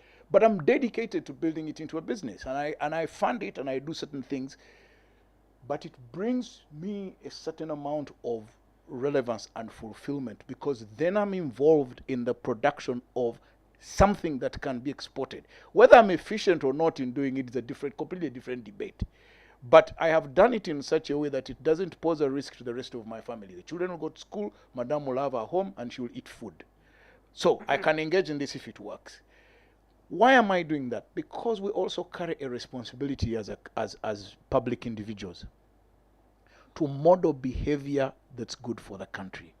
What's more honorable in life than to model productive behavior? Exactly. The people you've just listed, Mzee Agase Kalala, the late BMK, and the list is long. If you go and examine what they got involved in, it was productive work. Indeed. And so I said, after serving in the media, I would like to go and get involved in, and even if it fails, it will be a glorious failure. And all I am saying to you guys is that for me, the principle of my life is that the pain of regret is worse than the pain of failure. Exactly. So I would have regretted if I hadn't tried Rujeyo. my hand at Rujeyo Farm. Same, that one I'll own up. I would all be wondering what farming was like, but I did it from, I think, 2010 around 2019. And you I decided, said, you know what? This is it. not me. Exactly. And I walked Now, out. for me, I am alive when I'm in the middle of my banana plantation. And it's given me a certain transition, brought me down. And I want to tell people, you have to reassess your life and let the past go. Yes, you were Chief Investment Officer of NSSF. That ended. It's not your identity. It's not your life. Don't go around walking and wondering why people are not recognizing why you're not Chief Investment Officer. You're not. Move on. And the best way to move on is to move on to the next activity. Yes. So back to the coffee question. I went into coffee specific for various technical reasons, but also because my grandfathers, both of them. So I was reviving a family tradition. And it is the single most reliable crop in Uganda. It's fed this country for 70 years. So the fact that I may do it right or wrong doesn't mean it's not in itself a useful activity. So that's really why I went into farming. Other people will go and do other things. Esther is doing consultancy. Others are running their real estate businesses. Others are consultants. All I can say to you is start to reflect now. When your current work ends, what are you going to do after? And you may have all the financial security in the world. But if you're sitting idle in your house after you've left your former employment, you will be dead in 3 years, both figuratively and literally. Because that's how people now start acquiring new activities. You go and you start a new family, and then financially you're ruined, or you go and engage in activities you should not be associated with. But if you plan out and say, if I leave now, I want to become a pastor, then you start reading the Bible 7 years in advance and mastering it. Or if you want to be a witch doctor, you then also start practicing how you're going to do your craft.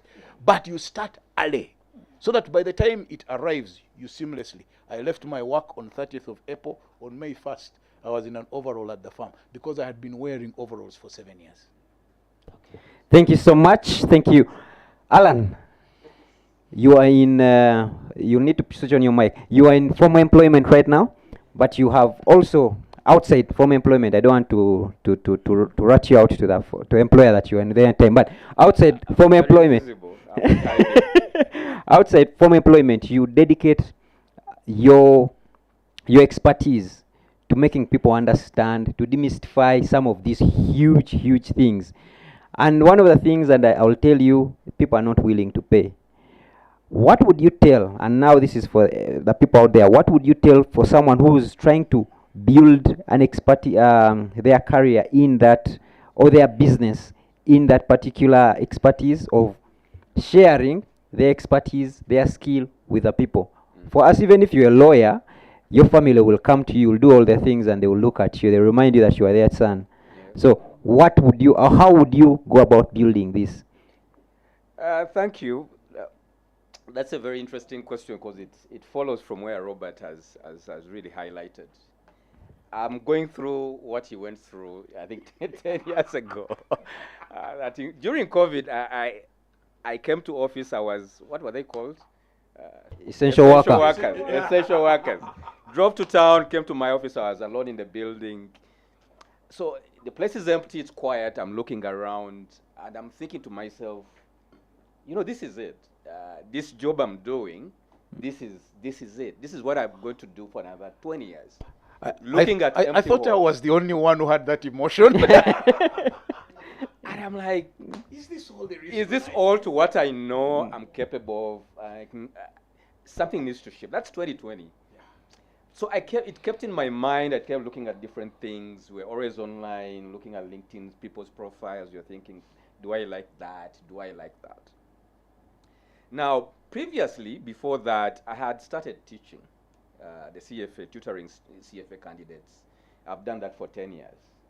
But that was also done, it was out of a request from Ibrahim Buya from NSSF. He invited me to complement him at Matt Abacus. So I'd been teaching, started teaching, then I started loving it. People give me like, oh, you're a good teacher, you're good at breaking this down. So I went to Rwanda, did the same thing. I went to Tanzania, I went to Kenya. But I was doing it just out of interest. Now coming to 2020, I get a call from somebody in Makere that they need an advisor to the scheme. And I'm thinking, I'm busy. That's the first thought that came to my head. So I'm like, no, I'm too busy. I'm manager of foreign reserves. I'm too busy for advice on the Ugandan market. It's too small. But after 2 weeks, I called the guy, well, is that thing still available? I think I'll do it. Yes. So that's how I get into a bit of consulting and advice, and my mind starts to tick. By the way, the stuff you know is not known here. And like, I know too much in the central bank building. It's not even recognized because everybody knows this. But out of that universe, if I step into the pension universe, no one knows what I know. So that's why I started now building a pension consulting business. So I started getting out of my way to tell people, I can do this for you, I can do this for you. But to your question, how do you offer advice for a fee? It's a process. You start with free things. A lot of the stuff I've done is for free. People will call me, say, speak to the investment club. Somebody will say, come to Ethiopia, I'm going to pay for your ticket, come and speak at a conference. Someone called me and said, come to Mombasa, we shall pay, come and speak. One of the most profound things for me when I realized I think I can make the transition into paid consultancy is when I was invited to speak at a Gen Africa conference in Mombasa. That's 2021. So I traveled there. I had a board meeting with my board members at the central bank. I presented my quarterly report, and the meeting ended. We all went home. 3 days later, we all meet up in Mombasa. So we are looking at each other like, what are you doing here? I like that one. And then the board members are like, how did you come here? We didn't see your approval. I'm like, Gen Africa is catering for me. I'm a second speaker today. Now, that day, I was wearing jeans, I had boots on. I didn't look very professional that day. You are not Mr. Central Banker. I wasn't Mr. Central Banker, definitely. But I went to speak, and I spoke after David Ndii.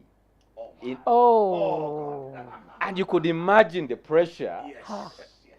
And much later, my board members were telling me, we felt sorry for you because you are going to crash and burn. Because David Ndii had the room. This is a Kenyan audience. These are professors, PhD holders in the room, 200, 300 of them. And he's speaking to his audience and he's bashing the whole government. Everybody's happy. The room is lit. And he's a household name. And I'm coming in 12:30, close to lunch, after David Ndii, and people are looking at me like, what is this? What is this? And you're talking about Uganda in Kenya, really? Yeah, that's bias. But I shared my understanding of the Ugandan story. And for me, I'm like, I see value in this noise. There is so many gyms that the data tells me it's there. And I'm like, I see it. It's just that when I read the newspapers and I follow social media, you feel like you should run away from Uganda. But I'm like, the data tells me that Uganda is the story. Indeed. Is the story, and I can see it in the data, and I shared with them. Like, imagine at the time we were having an economic wrangle between Uganda and Kenya over pineapples and eggs. And I was telling them, do you understand from an economic perspective that agriculture products, raw products, should not cause such a significant wrangle? Because of the imbalance, because they are so small and cheap, I need to sell too many of them to cause a problem to such a big market like Kenya. So I told them the reason I got so interested in that story, that you were fighting over eggs and pineapples, and you are creating it to be a trade dispute. And I'm like, do you understand the message to me as an economist that agriculture alone could cause an imbalance with Kenya? And we haven't tapped into tourism, we haven't tapped into commodities, electricity. And I'm like, do you understand what Uganda has that just one sector had created a trade dispute? If we activated 6 more, it's different. So for me, that's what brought me into consumption. I started giving free advice like that. And the more I gave this advice, people started listening. So what I do now, I stratify. I offer free advice to individuals. Because I offer a lot of that, 1 or 2 people notice and they call. From an institutional side, they can reach out. So last week, I was at TD Bank to speak to them on a free. They had gone to New York to ask for an expert. And in New York, they sent them back. I said, no, we have someone in Uganda who actually does this training. So I said, as long as you pay for the ticket, I'll come and speak for free. So they're like, oh, free. They took it up. I went and spoke to them. Now, after I spoke to them, I told them, by the way, how much do you have? They say about $50 million. We invest in dollars. We are dollar-based, whatever. Yeah. I said, by the way, I used to manage reserves. I understand global markets. I did this for 8 years. I made money in 0 rates. I can make money up rates, in positive rates. Like, if I made money in that difficult period for 8 years, I can make money in this easy. So I started explaining to them how I used to do it. And they're like, why don't you come and join us as a consultant, a paid consultant? So it always starts with the free version. Demonstrate your capabilities. Show your true value. If somebody sees this, it will spark and say, we want you here on a permanent basis. So all my clients, it has started from free, and it has moved to paid. Indeed, indeed. And for NSSF, we are very grateful, because for a long time, I think we are your career-free client. I know my team, Jackie, reaches out and just makes those, says, Alan, you see, starts with, they always have a good story. Our members, you may think she's advocating for her family. Our members, you see, it is members' money, and you have always come through. Thank you so much. And finally, I wouldn't be forgiven by my team if I don't bring anything about women. Yes. And Esther, what is it that you need to tell a woman about this world of finances, this world of money, this world that Alan makes look so difficult, and then later on makes it look easy? How would you invite her in, and how would you tell her to partake of this particular cause? In short words. Okay, I'll just say this. Many women, myself included, we are socialized, I don't know that's psychological, we have a fear for figures. And for the longest possible time, in fact, my father was very surprised when by profession I became an accountant, because right from primary school, I was the child who had to have a maths tutor, because he could not, and I always struggled with maths, and much later on I discovered it was a fear. So many women, we abdicate our involvement in making investment decisions because of that fear we have over maths. There's a lot of adding, calculation, but the reality, can you add? Can you subtract? Can you multiply? Can you divide? That is it. You can make an investment decision. So my fellow women out there, I'm asking you, this is a world we can go in and be effective as long as we know our basic maths. As long as you know how to add, subtract, multiply, and divide, you can make investment decisions, because most of the conversation involves that. So be active. We have earned our place on the table whereby investments are being discussed. So don't even get your lump sum and you go and you give to daddy or honey or whatever. Please sort. Honey is the one. Honey, please sort it. Some even call the husband daddy, because we have been socialized in almost treating some of our spouses like a parent. We have that capability. We can do it. And if you're scared to do it alone, go in a group. I encourage very much women to get into investment clubs because I'll be honest, as much as Alan might disagree with me, investment is a scary area because it's money involved, and when you lose it, it has implications.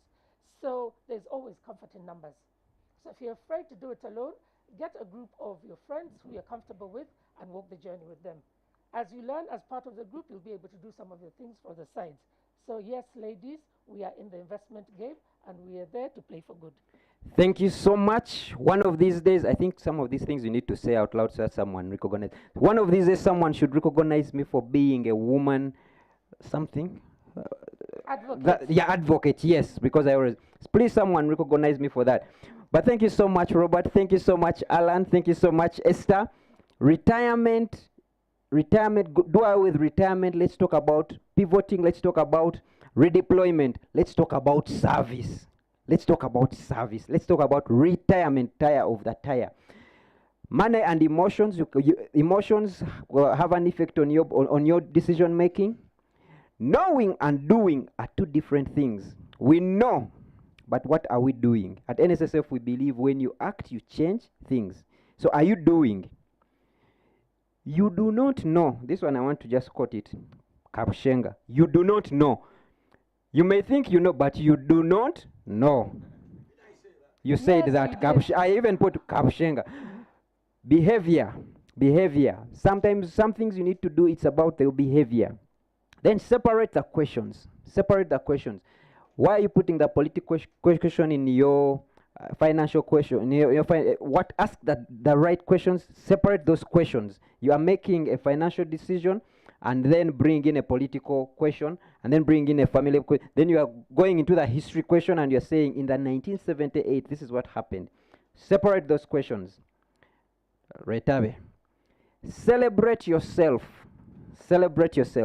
This money, always dedicate, not all of it, a little, to just celebrate yourself, because it is in that act of doing that you realize that, one, money is sweet and you need to make more of it. Two, it is sweet that you need to keep it longer to keep celebrating yourself. But three, because you have deserved for the 30 years you have toiled, now celebrate yourself. Ladies and gentlemen, this and more have been said by this panel, and they will keep, and more will be said from here. And we hope we can also organize part 2 and part 3 of this. Thank you so much, Robert, the farmer. Thank you so much, Alan. I don't know what to call him, but thank you so much, Alan. And thank you so much, Alan, the teacher. But I'm the headmaster. And thank you so much, Esther, for being a gracious host for this program. Thank you so much for sharing your lives. For the rest of you, we are back here one Friday. We'll let you know which Friday that is, to discuss more and more about money. Your role in this is to act, because when you act, things change in your life. Have a great day, and thank you so much, NSSF, for hosting this. Have a great day.